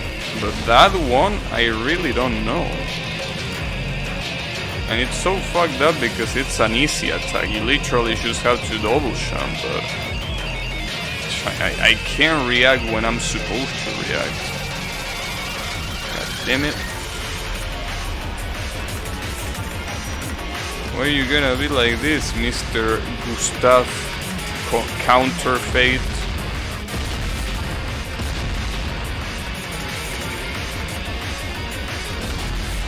Okay. It's just a matter of dodging it a little bit. I almost got fucked there too. Seems that he doesn't have any other phase, though. I wouldn't count on it. I really wouldn't count on it. So far, seems like he's getting low on health and he's not changing the attacks. Hopefully I'm not wrong. Damn it. Well, I'm not wrong yet. Just got killed by that. Yeah, I will say that the most dangerous attacks to deal with are the falling swords one and the one where he ignites fire from the ground. Those two seem to be the most dangerous ones, or at least they are the ones that I die to the most. So yeah, damn it.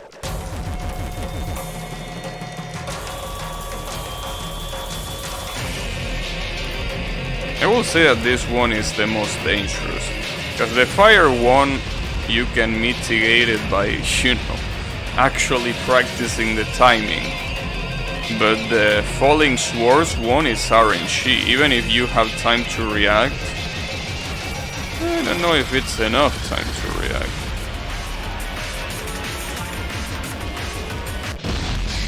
Damn it! I hate that attack so much. Son of a bitch.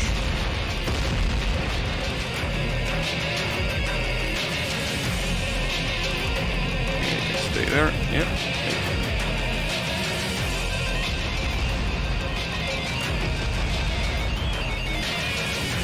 Something about this boss is that depending on what attack he decides to use, you can deal a lot of damage or not.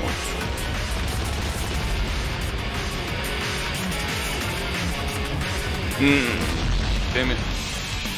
Why is the guy called Counterfeit? Your guess is as valid as mine, cause yeah, I have no clue. I mean, in the previous game, his name was Gustav Counterfeit, which was Gustav, by the way, the same name as the creator, which is the reason why I insisted so much in that it was a self-insert. But now he got rid of the Gustav and it's only called Counterfeit. Why the name Counterfeit? I don't know.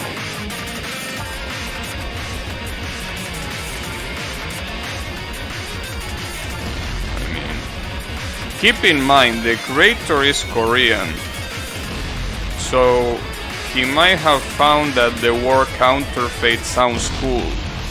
You know, that's something pretty common for people that are not that knowledgeable about a language, to find words cool, even if they are not really that cool when you actually know them, right?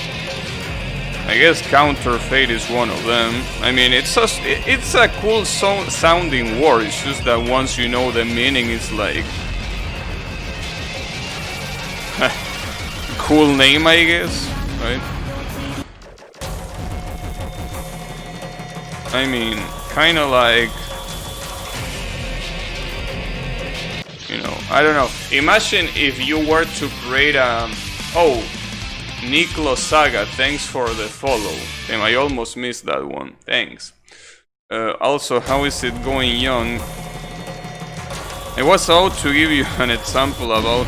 Like, let's imagine that you are a weeb and you are like them. I want to use Japanese words as names because they sound so cool, right? So imagine if you name one of your characters Gaikokushin, right? Like, you're like, damn, this word sounds so cool. Then you realize that that word means foreigner. So, you know, I think that's one of those things. Like, this guy just felt that the word counterfeit sounded cool, regardless of what it meant, so it went for it. Yeah, that happens a lot.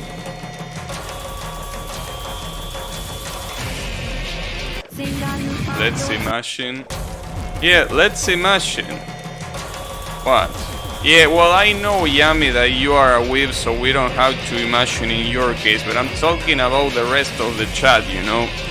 Not everyone is such a flat, you know, a big-ass weeb like you. Was gonna use another word, but I wasn't sure if the word was offensive or not. I didn't want to use it. Just in case Twitch doesn't like it. I don't know if it's offensive or not, but just in case, I'm not gonna use it. But yeah. Can't forget that I'm an upstanding citizen, of course. We are all upstanding citizens outside of Yami. Alright, I'm gonna say the word.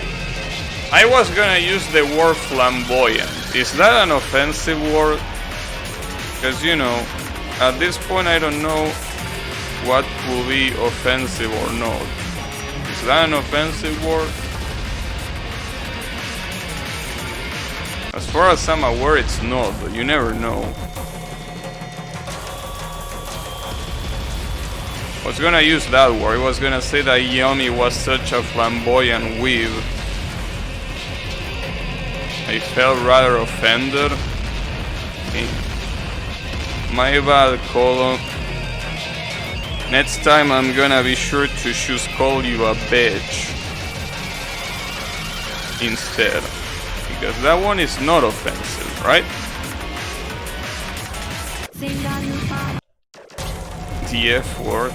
No, hey, I didn't say that F word. There is one F word that I know it's offensive and it is banned. In fact, from Twitch. You can say that word in Twitch. But not the F word that I say. I say flamboyant. I'm pretty sure that that word isn't banned. Is it? Well, if it's banned, I will make sure to delete the VOD afterwards. If Twitch doesn't delete it by themselves with this whole DMCA shit that is going on. That's better. Nice.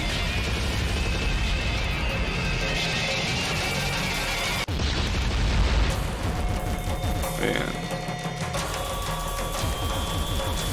You know, there are a lot of words that I remember reading normally that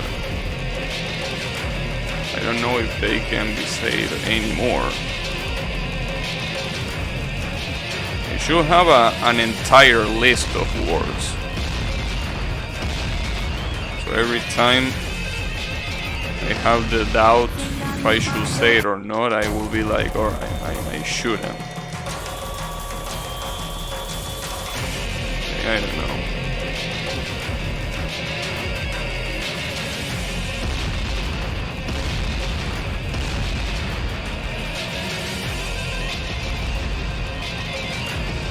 Whew, I don't know why I didn't get hit by that. But I'm glad I didn't. Pretty interesting. Last time I got hit by, like, in the center, even though I was standing to the side of him. I got hit because he changed his stance. Instead of being standing up straight, he moved his elbow and his knee.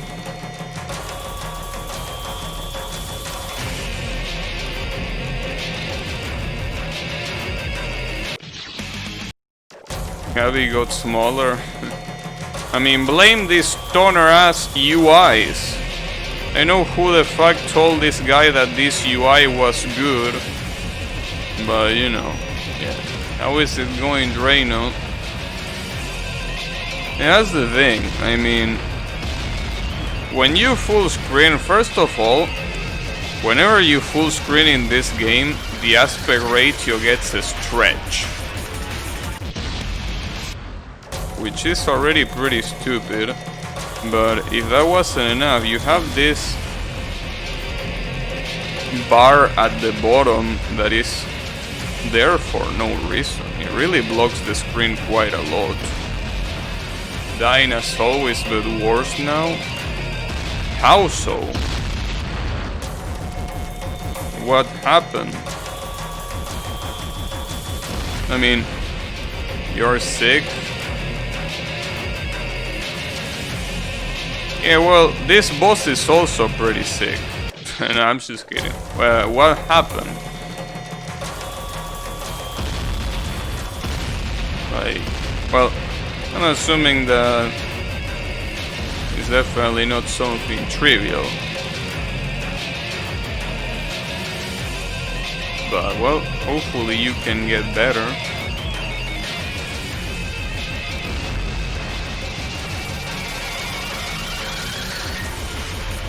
Like, a lot of times when people say they are sick, usually they mean they have a fever. Is that your case too? I mean that sometimes people can say they are sick when they have a cold, but I don't know. Probably. Well, thankfully fever is something that the body uses to defend. I know that it is probably not the best consolation that I can say, but you know, thanks to fever we can get rid of viruses that otherwise will probably kill us really quickly. So yeah, I realize it's not the best way to, you know,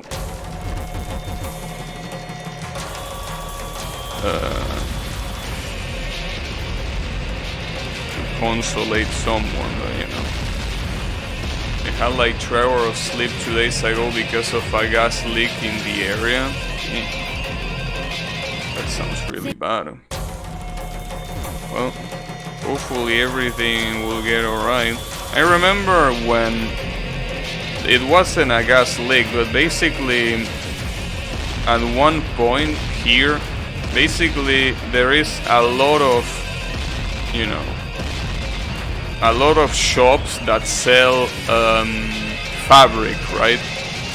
All kinds of fabric. Well, one night one of those shops you know, got set on fire, and as you might imagine, burning fabric is not healthy to, you know, well, burning anything is not healthy to the lungs, but basically it was really bad. So you had to have the windows closed, and you barely could breathe if you did anything else. It was really bad, though I'm assuming it's not as bad as gas. So there is not only just fabric here, there is also a lot of plastic stuff. Snoop Dogg disagrees. Saying that Snoop Dogg smokes anything instead of the highest quality weed? How dare you? Snoop Dogg doesn't smoke anything. He smokes only the toppest quality. Yeah. Shame on you to assume otherwise.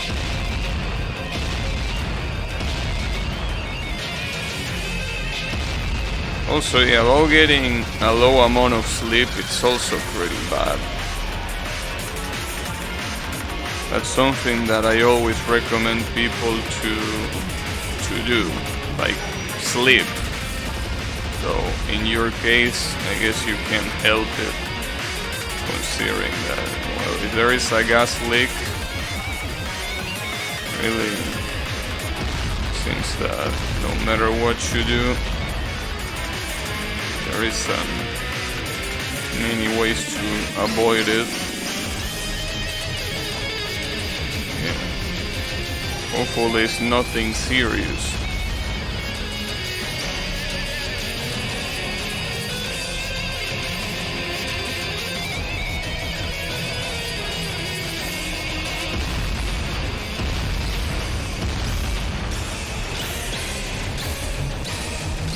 Huh. That one was pretty close too.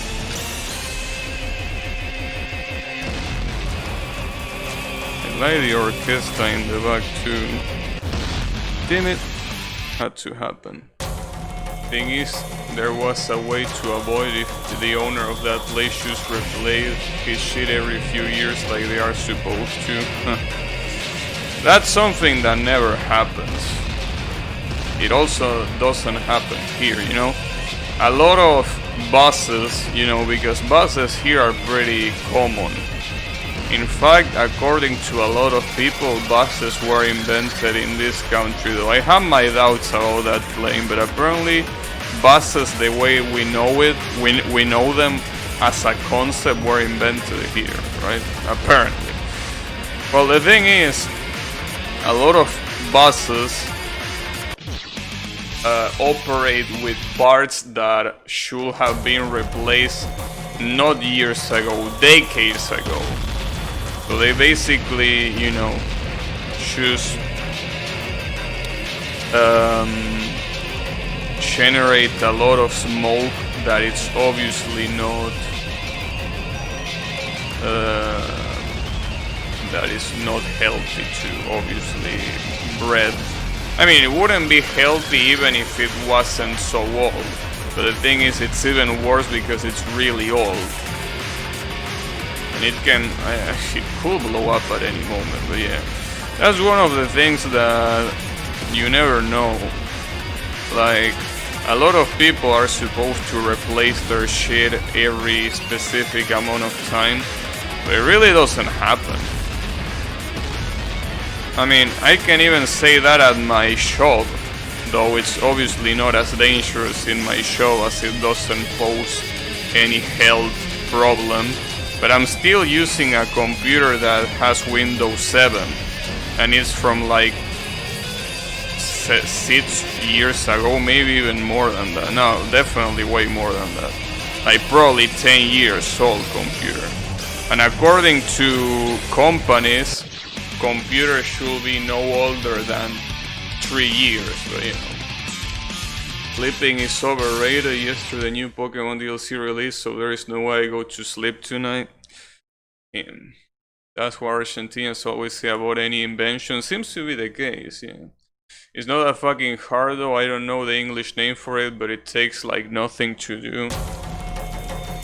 I think it's more about, well, how expensive it is. That's the real question. I mean, it's not about being easy or hard, it's about if it's expensive or not. And you never know. Not that expensive. Well, but yeah, that's the thing. You might think that it's not that expensive, but for the people that, you know, that deal with that, they might think that it's too expensive compared to the benefit that it gives.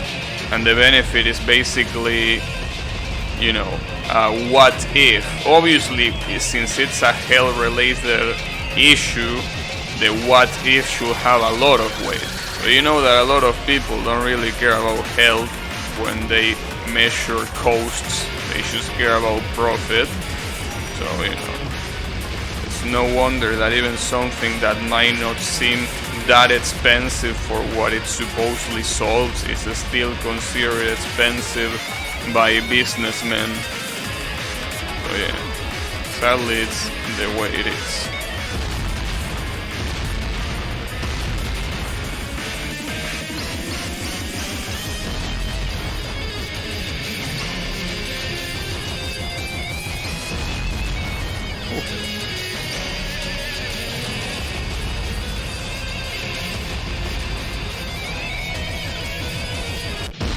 Damn it! Oh, that fucking sham, dude.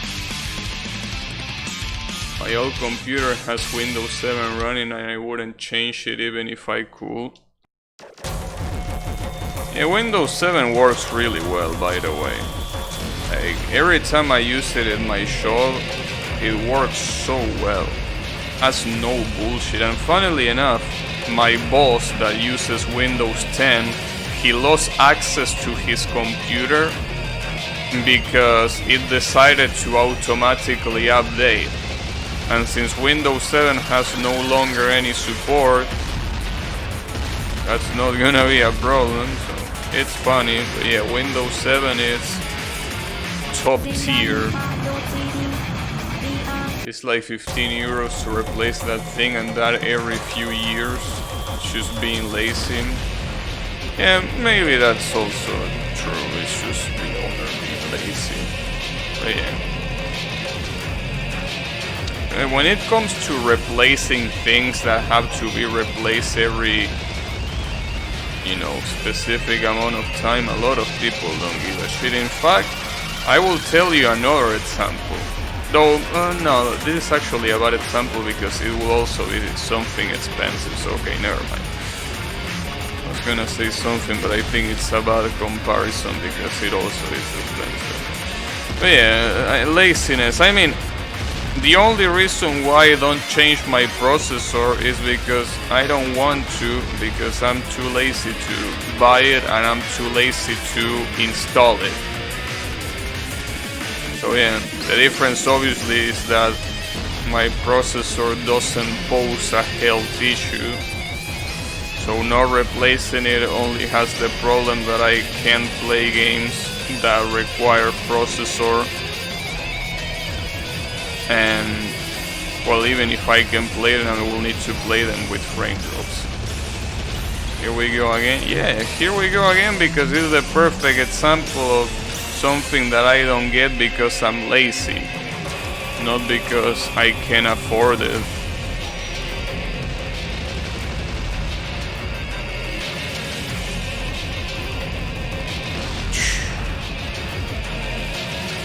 Every time it's... Oh, no, dude, this fuck... Oh, you have to be shitting me.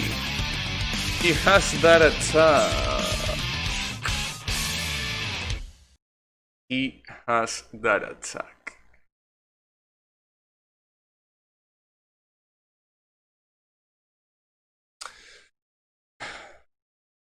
Yeah, I know, a processor isn't gonna kill me. Yeah, I know. I'm just saying that, yeah, people, even things that are supposed to be important, laziness still reigns over that. I know that. I'm also lazy to find someone to do it for me. You fucking thick school.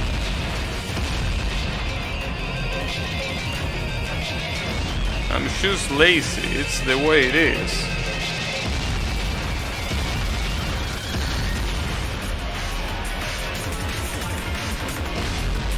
Not much to it. Pay me and I will find someone. Nah. See, the thing is, there is also another problem. If I find someone, first of all, I'm not handing them my computer.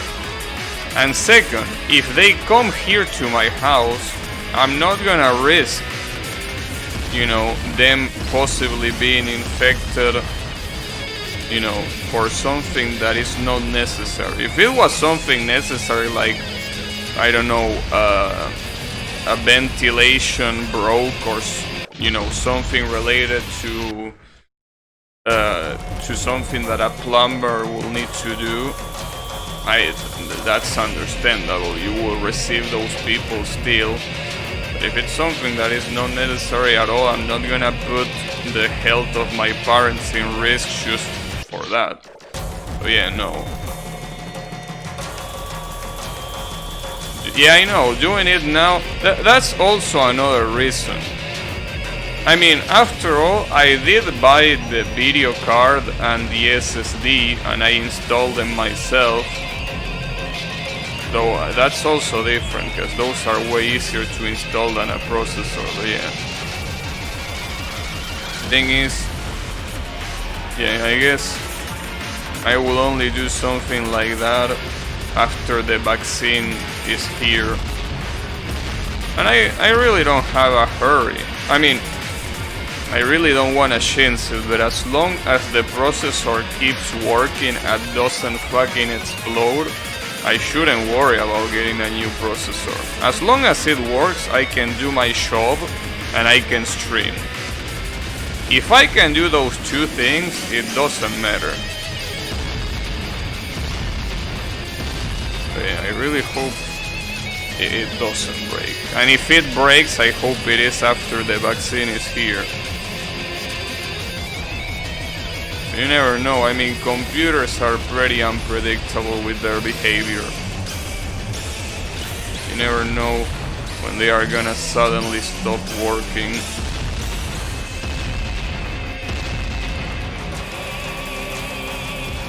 Oh, that was some pretty risky timing there. Damn, I don't know how that didn't hit me, but I'm glad it didn't. That actually hit me though.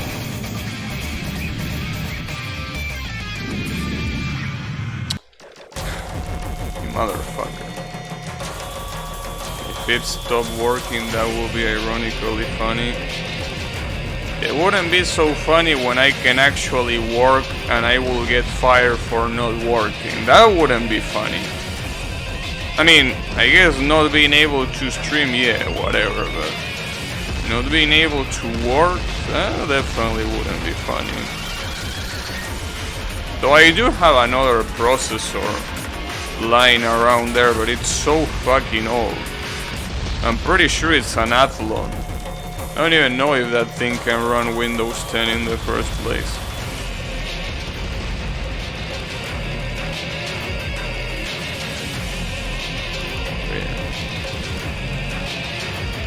Then again, I could also,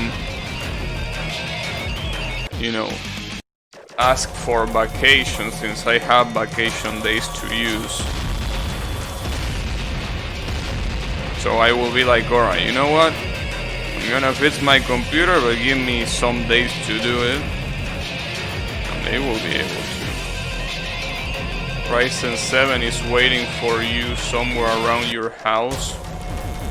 The Ryzen 7.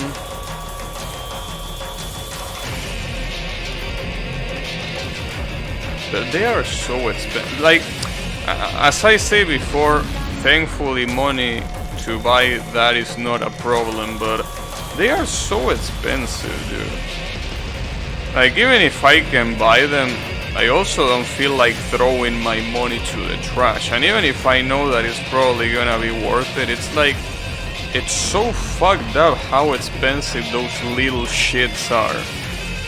It's just insane, it blows my mind.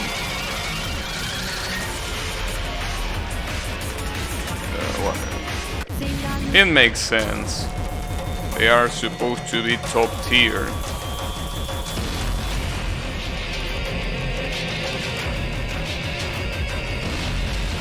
Well, yeah, I know, that's Argentina in a nutshell. It's the way it is when it comes to hardware. Yeah, buying it here, it's a bad idea.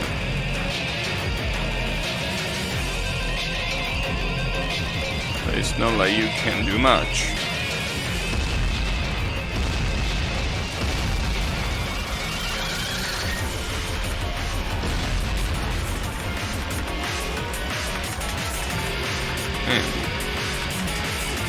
I don't even know what I'm gonna do with that last attack from this guy.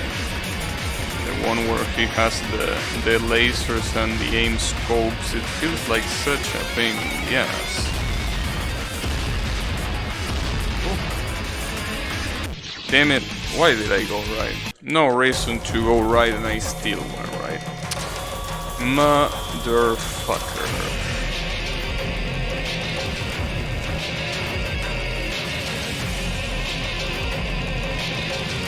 Well, according to Delicious Fruit, this game is supposedly easier than the second one. And I have my doubts.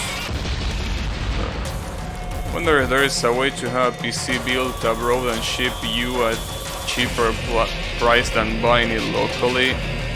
No. There is no way to do that, because even if you can buy it for cheaper, you will need to pay everything that you didn't pay in the borders. Like, if you want to import something here, the taxes that you gotta pay to receive it are so high that at some point it will be even worse than buying it from here. So yeah, I mean, one way or another you're paying the import taxes. Like, either if you buy it from a vendor here, or you buy it outside and you import it, you're just gonna pay the import tax no matter what.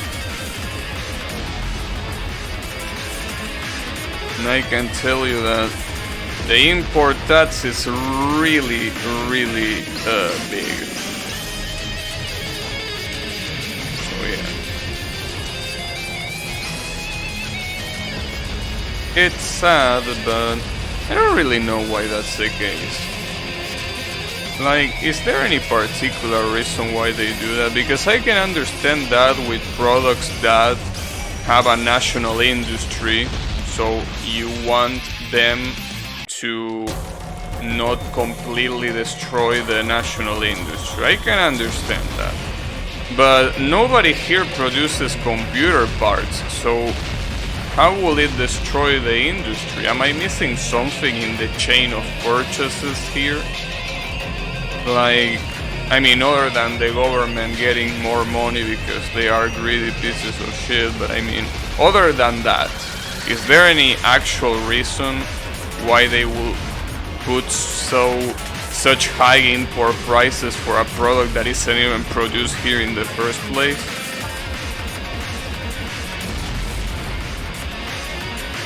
I don't know. Not really that well versed in economy, so for you to not spend money outside.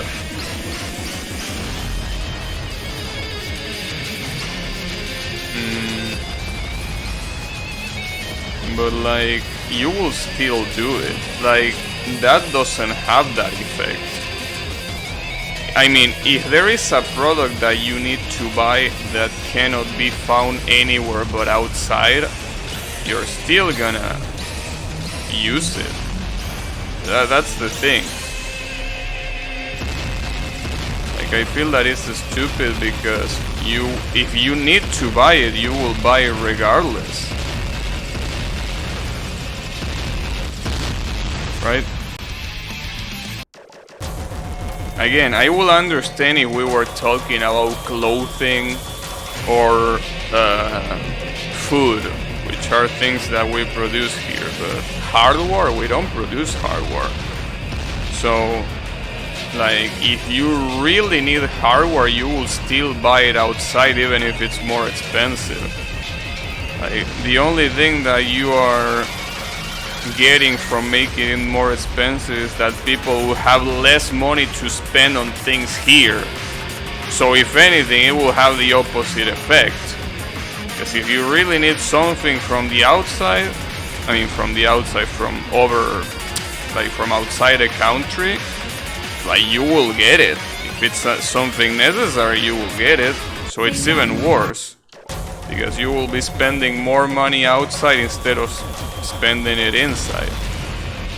Of course it's stupid, they don't even think about it, they don't care. Yeah, but see, as much as it will be really easy for me to say that, I think there has to be more to it than that. Like, there has to be something in economy that I don't understand for them to do that. Because yeah, it will be really easy for me to say, well, yeah, they are stupid, they don't know what they are doing and all of that. Yes, it will be pretty easy to say that. But I don't believe that's the reason. There has to be something else that I'm missing.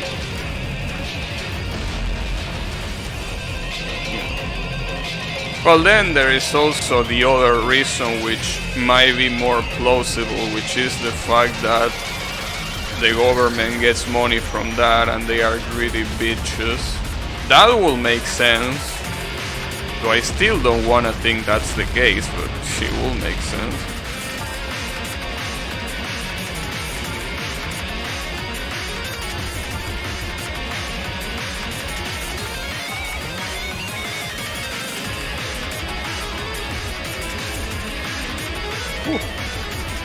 Almost didn't do that jump properly.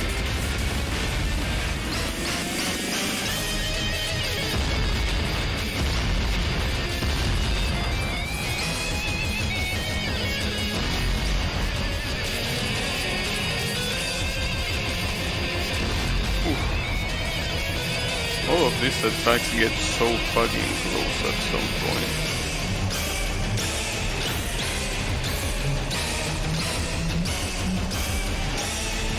I think I run too fast. No, never mind, I'm fine. Uh-oh. Got it.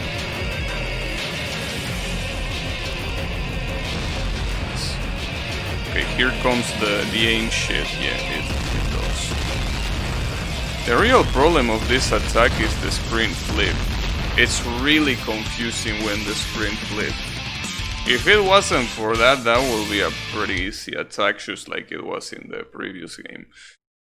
They don't aim at those who actually need something from a board, they aim at people like me who want to buy an LSD screen for my Game Boy. But we don't produce LCD, sorry, not LSD, LCD. We don't produce LCD screens here, as far as I know, so I still don't get it. LSD shit. Sorry, I misread it. But yeah, like, how is that different from my example? Or do we produce LSD? Yes. LCD, goddamn, I can't say LCD. Do we produce it? I'm pretty sure we don't. I mean, when it comes to shit related to technology, I'm pretty sure we don't produce that.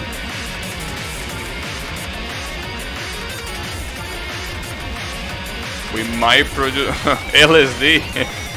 We might produce LSD.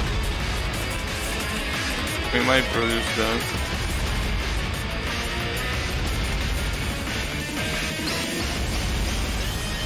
You need LSD, the Dutch have you covered. Nice. Good to know. In our neighborhood, more likely. I'm pretty sure LSD is not the only thing that you will find.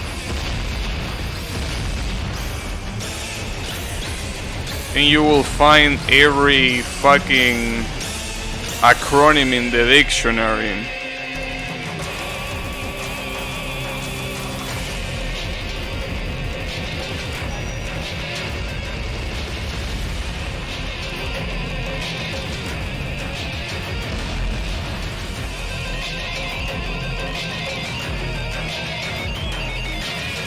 least I like it that I'm getting really used to the attacks.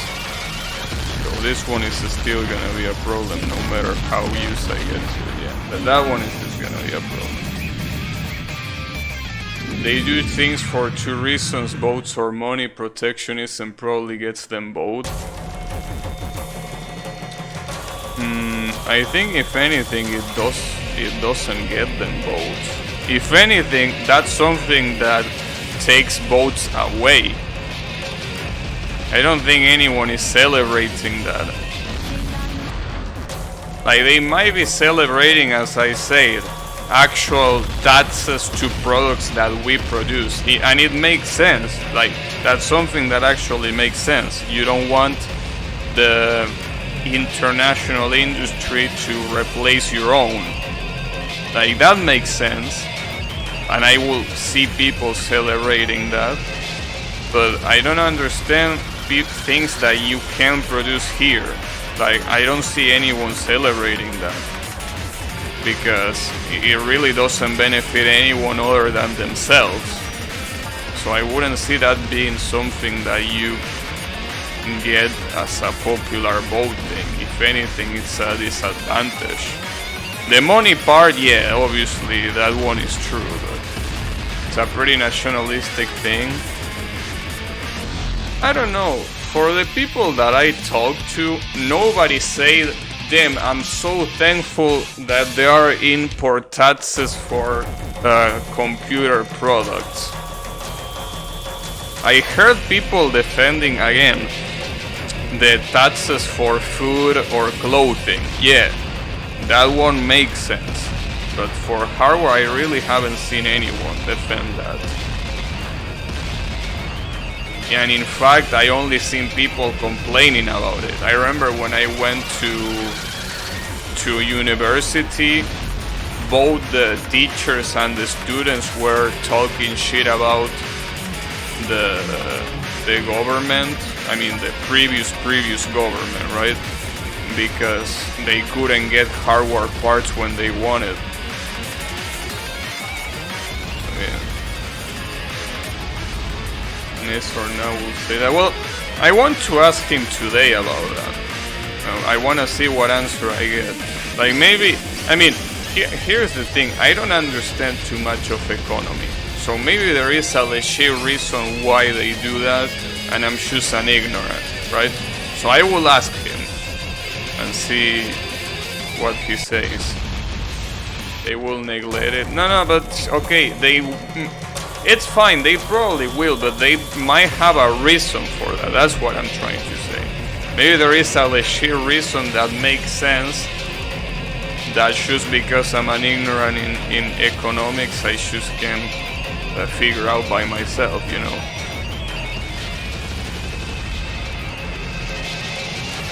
You know. Maybe it will also be, you know, blind following, which is something that happens a lot, sadly, but you know. I'll tell you in private. Alright.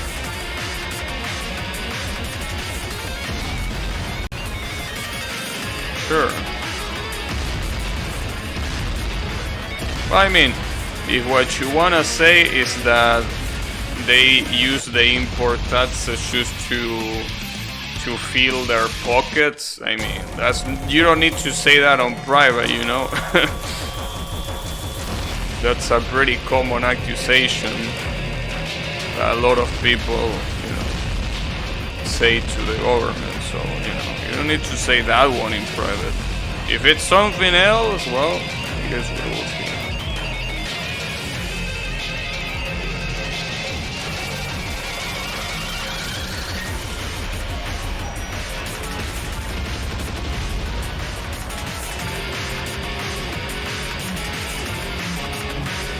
Really surprised that this motherfucker of a boss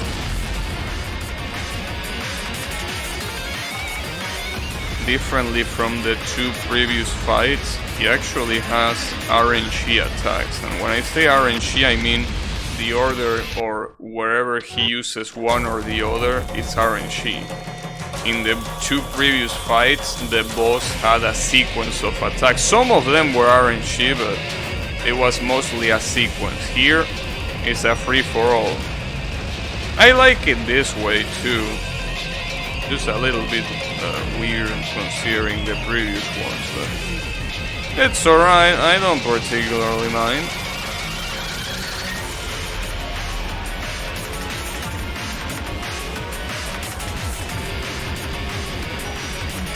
Uh-oh. Shit. I run too late. So,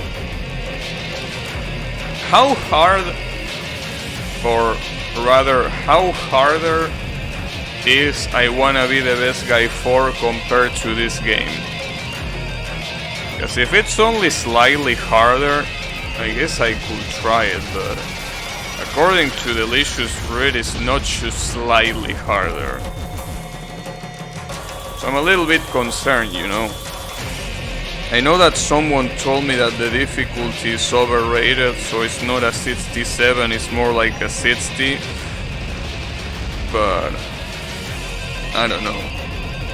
You know, usually there's something that Delicious Fruit gets right a lot of times, and that's the difficulty. I disagree with the ratings a lot, but the difficulty, they usually get it right. Usually get it right. Sometimes they are off for quite a lot, but you know, I think they are mostly okay.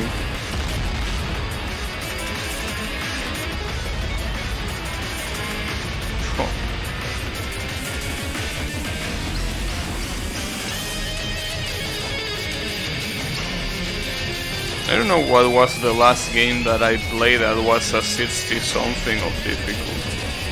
I think I played one of those, but which one was the last one? Was it not another Needle game, the last one I played? That was a 60 something? That was a long time ago. It will surprise me if it was that one. Maybe it is. He's gonna... yeah. You know, the worst part about that screen flip is that it's also random. So it's impossible to know when he's gonna do it and be ready for it. You just have to be ready at all times for your screen to be flipped. It's pretty fucked up.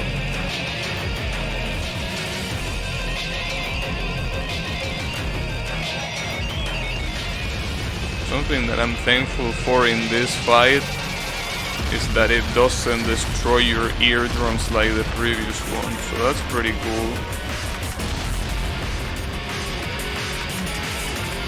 That's definitely pretty cool. Uh-oh. Damn, I did that too late. Okay, never mind. I got that in time.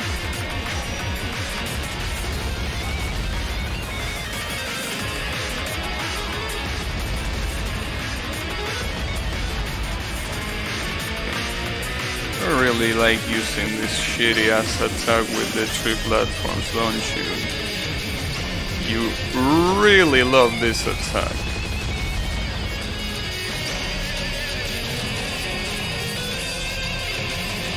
In fact, he's using a lot of attacks right now where I can't really damage him that much.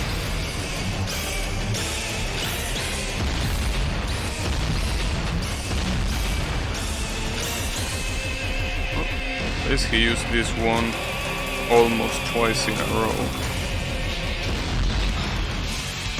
I hate it so much when you do the double jump and you die because you fall to the fire. It's like, come on dude, just because there was like 1 pixel still active on the screen, I die. Son of a bitch. Damn, I really jumped too late. Oh, I guess I did.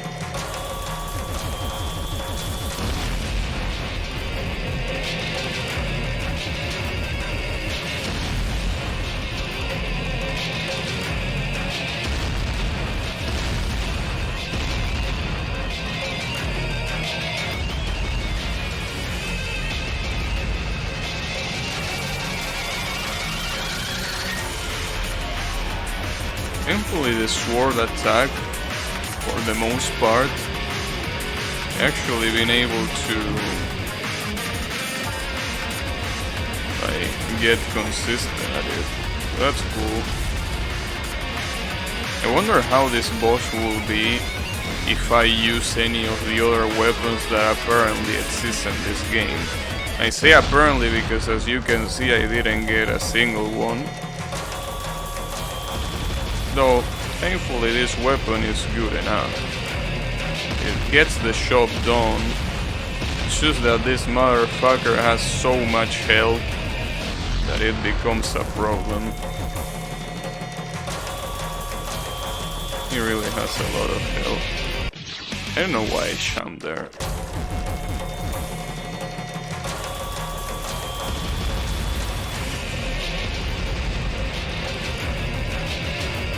I also don't quite understand what's this guy obsession with black holes. Like, he uses it for the main menu, he used it from the previous one. You can reach the Nazrene domain. Wait, really? Let me check that. Oh shit, you're right! I can't access it either. Damn, I can't believe Nazrene is fucking dead. Maybe it's just down for a period of time. Damn.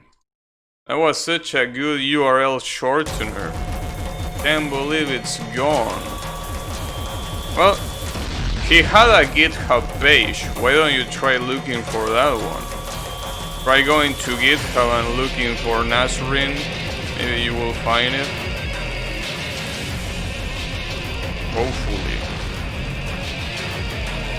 You were about to use it non-ironically.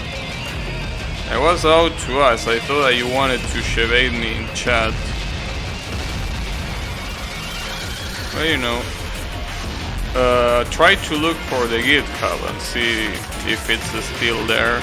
Or if he basically said, you know guys, I pulled the plug. Hey, maybe it's just under maintenance, you never know.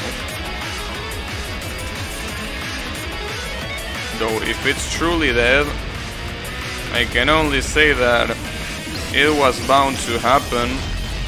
I mean, nobody was fucking using it. Pretty sure not even the creator was using it. So it sadly makes sense. Oh yeah. What you gonna do?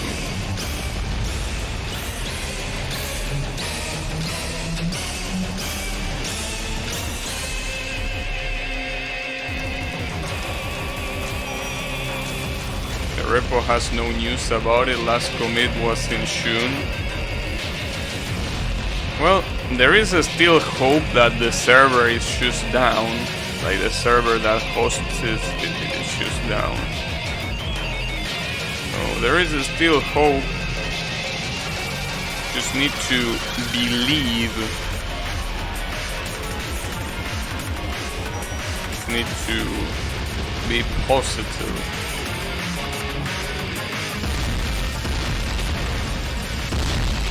Damn it. I needed to jump there. It's pretty hard to jump. See, the problem with the screen when it flips is that my mind automatically tries to look from the same horizontal, you know, horizontal position that I was. But the thing is, you have to look at the opposite, because I'm pretty sure it's a complete flip, it's not just a mirror. Yeah. It's kind of a problem. I almost got stuck there.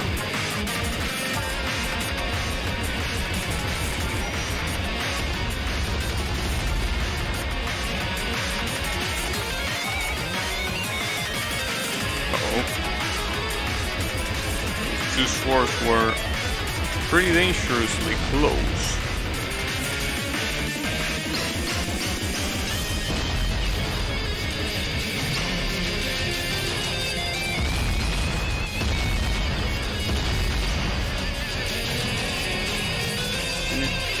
Why don't you appear during this sword attack?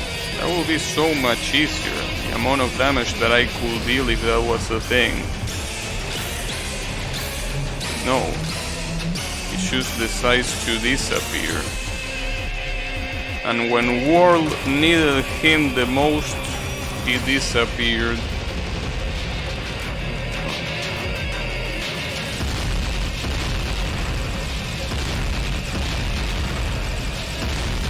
Damn it, I can't see shit! I couldn't see shit. When the screen flips, I truly can't see fucking shit, dude. It's so hard. Doesn't help that the attack itself requires a little bit of practice, even though it's not that hard to do. But man, with the flip screen, that is absolutely out of the blue and completely random, it's so hard to predict.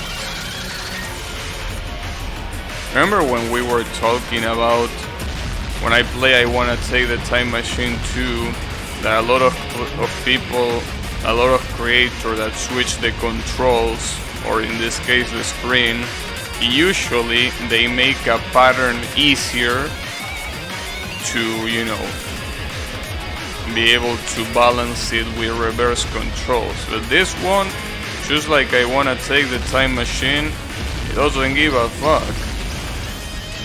Really doesn't give a fuck. Oh, I fucked that up. Damn it. Though I guess we can say that it's a different attack than the normal one, so you know, maybe the creator intends that that attack is not as hard as this, so he can get away with flipping the screen. Yeah. For that one you have to be constantly looking at your character, and if the screen flips randomly, that's a lot harder to do.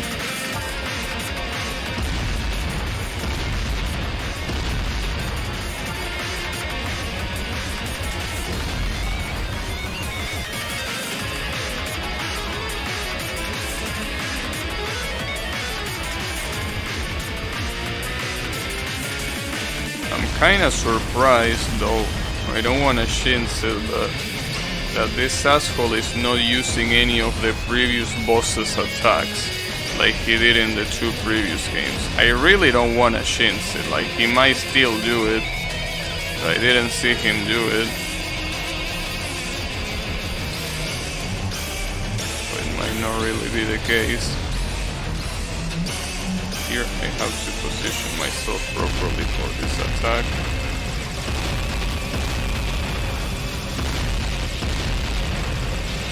Jeez. And he keeps going. How many repetitions do you want? You sick bastard. Okay, that's it. Oh no. He has more.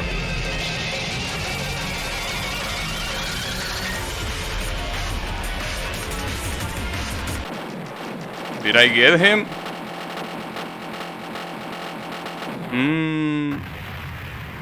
Did I get you? Yes! Oh, get fucking fucked, you fucking piece of shit. How does that feel? So it says stage clear, it didn't say game clear. Did we beat the game? I'm not so sure. Well, let's find out. Damn, there is still more? Okay, chat, if there's anyone still there. Left, center, or right? Which one? Left, center, or right? You can pick anyone you like. Left, center, or right? Right? Damn, 2 rights. Okay, let's go right. Yes! Damn, good shit, Chad. You're really good. Wait, and where the fuck is my weapon? Wait. So that is it. Those are the credits. Why the fuck do I want that weapon? I get the weapon after the game already. Yeah, I know, right? And I know that you might not be able to see it because the camera is blocking it, but I actually didn't get the weapon. Like, I'm looking at my weapon slots, I have the pistol and 2 empty slots. So, that weapon was more of a lie than the... oh, I don't know that what. Weapon trending. Damn. The weapon are the friends you made along the way. The funny thing is that we got the weapon twice. Sorry, no, we didn't get it twice. Like, both times that the weapon showed, it showed on the right card. So maybe we should keep picking right. Or no, I think... oh yeah, it was both times on the right. Thank you for playing. And no problem, bro. Oh, there, you probably can't see it, but it says, what is your player name? And I can type it out in a window. I'm Gabby. Why do you ask me this? Score updated? Oh, we got the... alright. We got the stage selection screen, I guess. Have a card ranking weapon, so I can change the weapon here. No, because I have... oh, no, there it...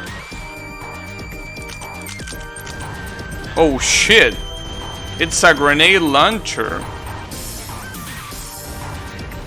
Damn. I can't believe I have a fucking grenade launcher. I think this game has a leaderboard thing. Well, it says ranking here. Wow, nice leaderboard. Damn. People are so good at the game and so humble that they don't even put their name in it. They want to remain anonymous. Damn, good shit. I like humble people. Anyways, card. What is this? Shooting Star, Dream, Sword Master. Okay, so you get like these cards that you get in the middle of stages correspond to this shit. So the fail thing that you seen at the when you pick the wrong card means that you don't get one of these either. Why does it say minus 10,000 here though? You mean that I need to buy them? But what's the currency here?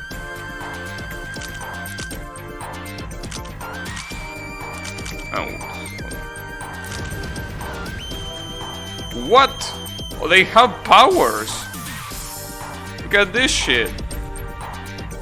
Wait, I'm faster here? Do you have superpowers? Huh. Alright. That's an interesting thing. I don't know what this minus 10,000 is supposed to be. What happens if I pick it? Oh, it's probably minus 10,000. It means that you get minus 10,000 points. This one allows you to do infinite jump because it has a block of water on you. Interesting. What about this card though?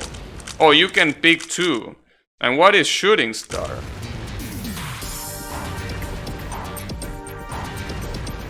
I don't understand this one. Maybe more damage or something like that. So I'm blocking it with my camera, but basically the slots that you see on the bottom, which are 3 of them. In fact, let me show it to you since the game ended. Well, you can also see them. Like, look at this. So as you can see right there, you have a weapon slot and 2 power slots. So basically, you can just break the game by having infinite jump and probably more damage.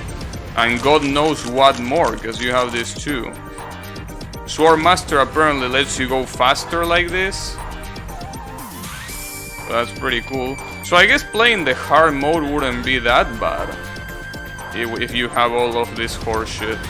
I don't know what this pitch bubble tries me to. Something about tree. I don't know what you're trying to say, bro. I don't know Korean. I wonder what about the hard mode. Is the hard mode something that you cannot get? Like you have to download or something? The next game has this as well, but more hidden, and you can use them before the end of the game. I see. Honestly, I'm not really interested in this kind of things. Like, I will prefer to beat the game without using any power up or anything. I will prefer it to. I will prefer to beat it without any aid. Honestly. And about the next game, I'm more interested. Like, I know Wasabi that you told me that the previous game was overrated in difficulty. But how overrated in difficulty it is? Because I'm a little bit scared. Like, oh, I just realized there is a second start right here. Maybe this is the hard mode. Well, maybe we can try that. Let's see. Let me use the infinite jumping and the Swordmaster. Let's see what happens if I go to second start. I can just break the game. Can I? Hell yeah, well, that's the same shit. Is the second start just the same shit, but now with powers? Oh damn, I got out of bounds. It suddenly became a Mario game, kinda. The next game has... no way, I already read that. I'm going a little bit crazy here. So, what is the change of the second start? Or, as I say before, maybe there is no change and it's just the fact that you can use these fancy powers? Not sure. Well, we're about to find out. So far the platforming is literally the same. Maybe the boss changes. Let's see what the boss has to offer. Okay, so this is the first boss. I think it doesn't really have anything different here. I mean, I know that he only did one attack, but it's the exact same attack. Yeah, it's the same. I guess this will be here if you want to speedrun the game and you don't care about competing with other people and you will choose a speedrun for the sake of doing it fast. Because this is the exact same boss. The exact same first boss. So I don't think nothing changed other than the ability to use these cheating ass superpowers. Ouch. This doesn't look to be hard mode. Yeah, it doesn't look to be it. So you don't know how to trigger hard mode? Not like I will play it, I'm just interested to see how you will activate it. As I say, I know that in the previous game, hard mode was called crazy mode and you basically just needed to, you know, you needed to play it on like you need to open another folder that was also included in the compressor file. Really like shooting. Oh, I always forget that he summons that shit from above. Death Wish is its own ads, but it's private. Oh, okay, yeah, I remember you saying that. Okay, yeah.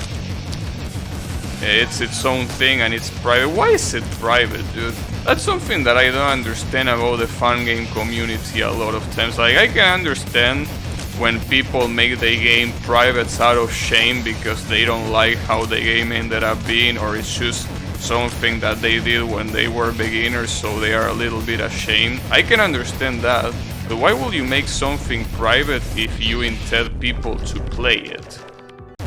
Like, what's the deal? Like, it's not like you're even selling it for money. No, you're just not allowing other people to play it. So, is there any reason for that?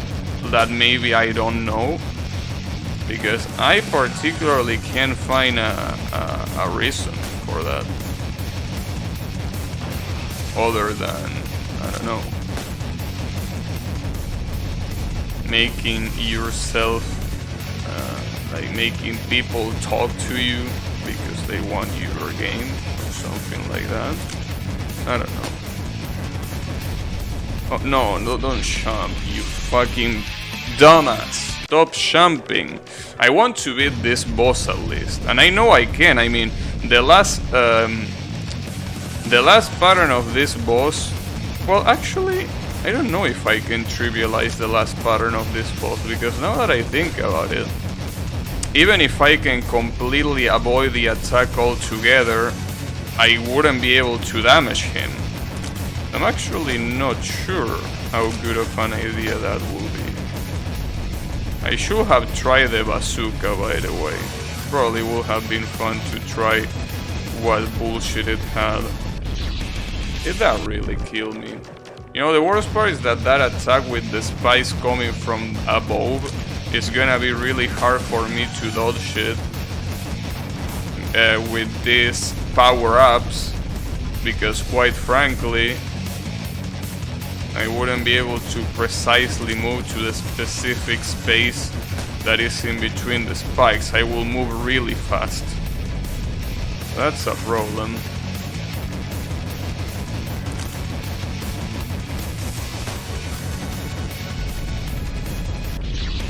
I just can't position myself with this much speed. Can't believe that being fast is a curse. Now I know how Sonic feels, but then again, Sonic doesn't need precise movement. He just kinda jumps around and it just works. I know. It just works.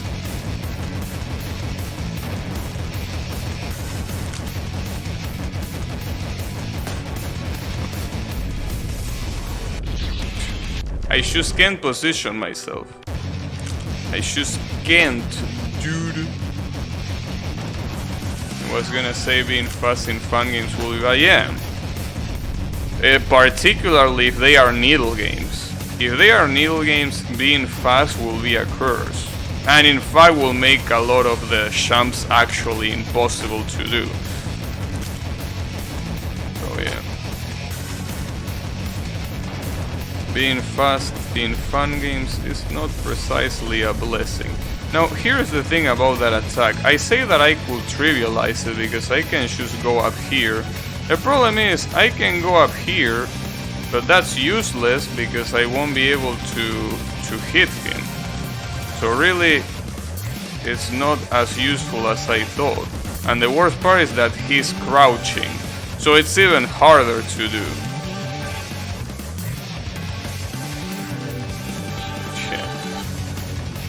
And sadly there is no fast fall that you can do, like you always fall really slow. Okay. Is there any way that I can go back to that screen, or am I just stuck with these powers? Not like I was gonna beat the game again, I'm just curious.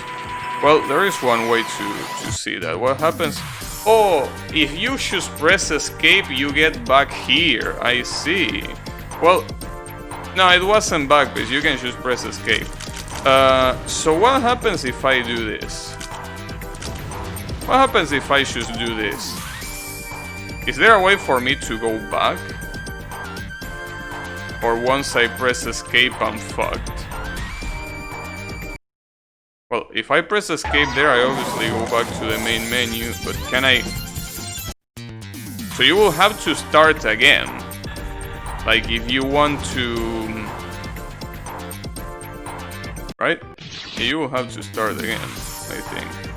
Well, you can warp to the stage, but you can warp to the boss. That's fine. Not like this shit is any hard. Q? Oh, Q for suicide. I didn't try it, but I don't think it will work. Because I press R and R gets you back to there, so I will assume that Q will have the same effect. So I want to know two things. First of all, what this bazooka does, and second of all, what that power with the guy with a gun does. I just want to see that just to, you know, just to try it. It might be fun, maybe not. By the way, this weapon has a really shitty attack speed. As you can see, look at how slow this shit is. So I'm expecting this to do an enormous amount of damage. That's not really what I had in mind when I thought enormous amount of damage. That's anything but enormous, are you kidding me? Oh, but it's aimed. I didn't realize it's aimed. The funny thing is that I could use the infinite jumping. I could use... Oh, maybe the aim is not the weapon itself, but the power-up that I got. Maybe that's the one that allows me to aim. So wait a second. Are you telling me... Wait a second. I wanna see how broken I can get. If I do this, are you telling me that I can fuck this guy up so badly that he won't stand a chance? I just wanna try. Because this seems like, if this is truly aimed, this is gonna fuck him up so badly. And not only this boss, it's gonna fuck every other boss. Wait, I fucked up. Sorry. I meant to put that card and this card. Oh, wait. Oh, R works as long as you don't save there like a fucking idiot. So wait, can I do something like this and press R? No, you need to start all over again. Okay, I see. Oh, again, that stage is short enough for me to be able to do it. Okay, let's try that now. Or... yeah, I know, I needed to get the aimed one. So this combination, which is basically infinite jump, aim, and bazooka. What happens if I use this combination? Am I gonna be so broken that I'm just gonna kill everyone in the way? Or it's just gonna be not that big of a deal? Something tells me that there's gonna be some problem with this, right? Because otherwise most of the bosses in the game are gonna be absolutely trivialized by this. Then again, with the fact that it takes away points from you, I'm assuming that, you know, it's not really that good of a choice, I guess. Well, let's find out. Let's just find out, like, can I just chill up here and fuck you up? Well, I can't chill now because I will have to deal with those two attacks, but I mean for the final attack. The final attack where he summons those spikes on the ground, isn't he gonna get absolutely fucked in the process? It feels like that's gonna be the case. And if that's the case, sign me in. Nope. Oof, I almost forgot to jump. I think this is the right position to be in. Here? Yeah, there. So here I can basically say so long suckers to that and just... Look, mom, without hands. Well, I do have one hand that is the one that is doing the jumping and the shooting, but literally get away with murder here. Well, literally. Well, yeah, I guess you can say literally, considering that I just murdered that guy. And that was pretty fucked up. But yeah, I'm pretty sure you can trivialize the whole game by doing that. Well, that's pretty cool. So like, I could speedrun this game with this shit.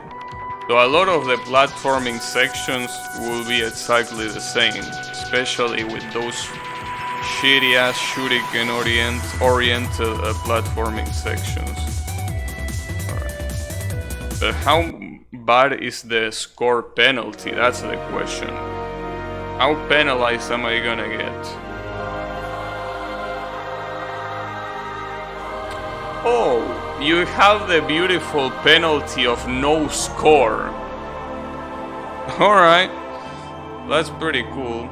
Yeah, water plus water. Okay, any one that you wanna pick, chat? Left, center, right? Which one? Maybe we will get another weapon. Maybe not. I don't know. Right? Okay, let's go right. Damn, it wasn't right. But in your defense, those were two bad options, so it was hard to guess. Alright, so GG's for this game. It was a pretty cool game for sure. Except for that cowboy fight. That cowboy fight sucked dick. But other than that, it was nice. Oh yeah, and the shuriken sections in those platforming sections were absolutely annoying. So other than those two things, it was a really cool game. I wanna play the 4th one now though. I think it's gonna be a mistake, cause differently from these two, apparently the 4th one is way harder. Well, I don't know if way harder, but it's harder than any of the previous ones. So I might get stuck a lot. In fact, I will tell you, I might not even complete it. That's something that you have to take into account. We might not even complete it, but you know, gotta keep the positive attitude. So yeah, thanks everyone a lot for watching, and I'll see you on the next stream with I Wanna Be the Best Guy 4. So have a good one everyone, and take care.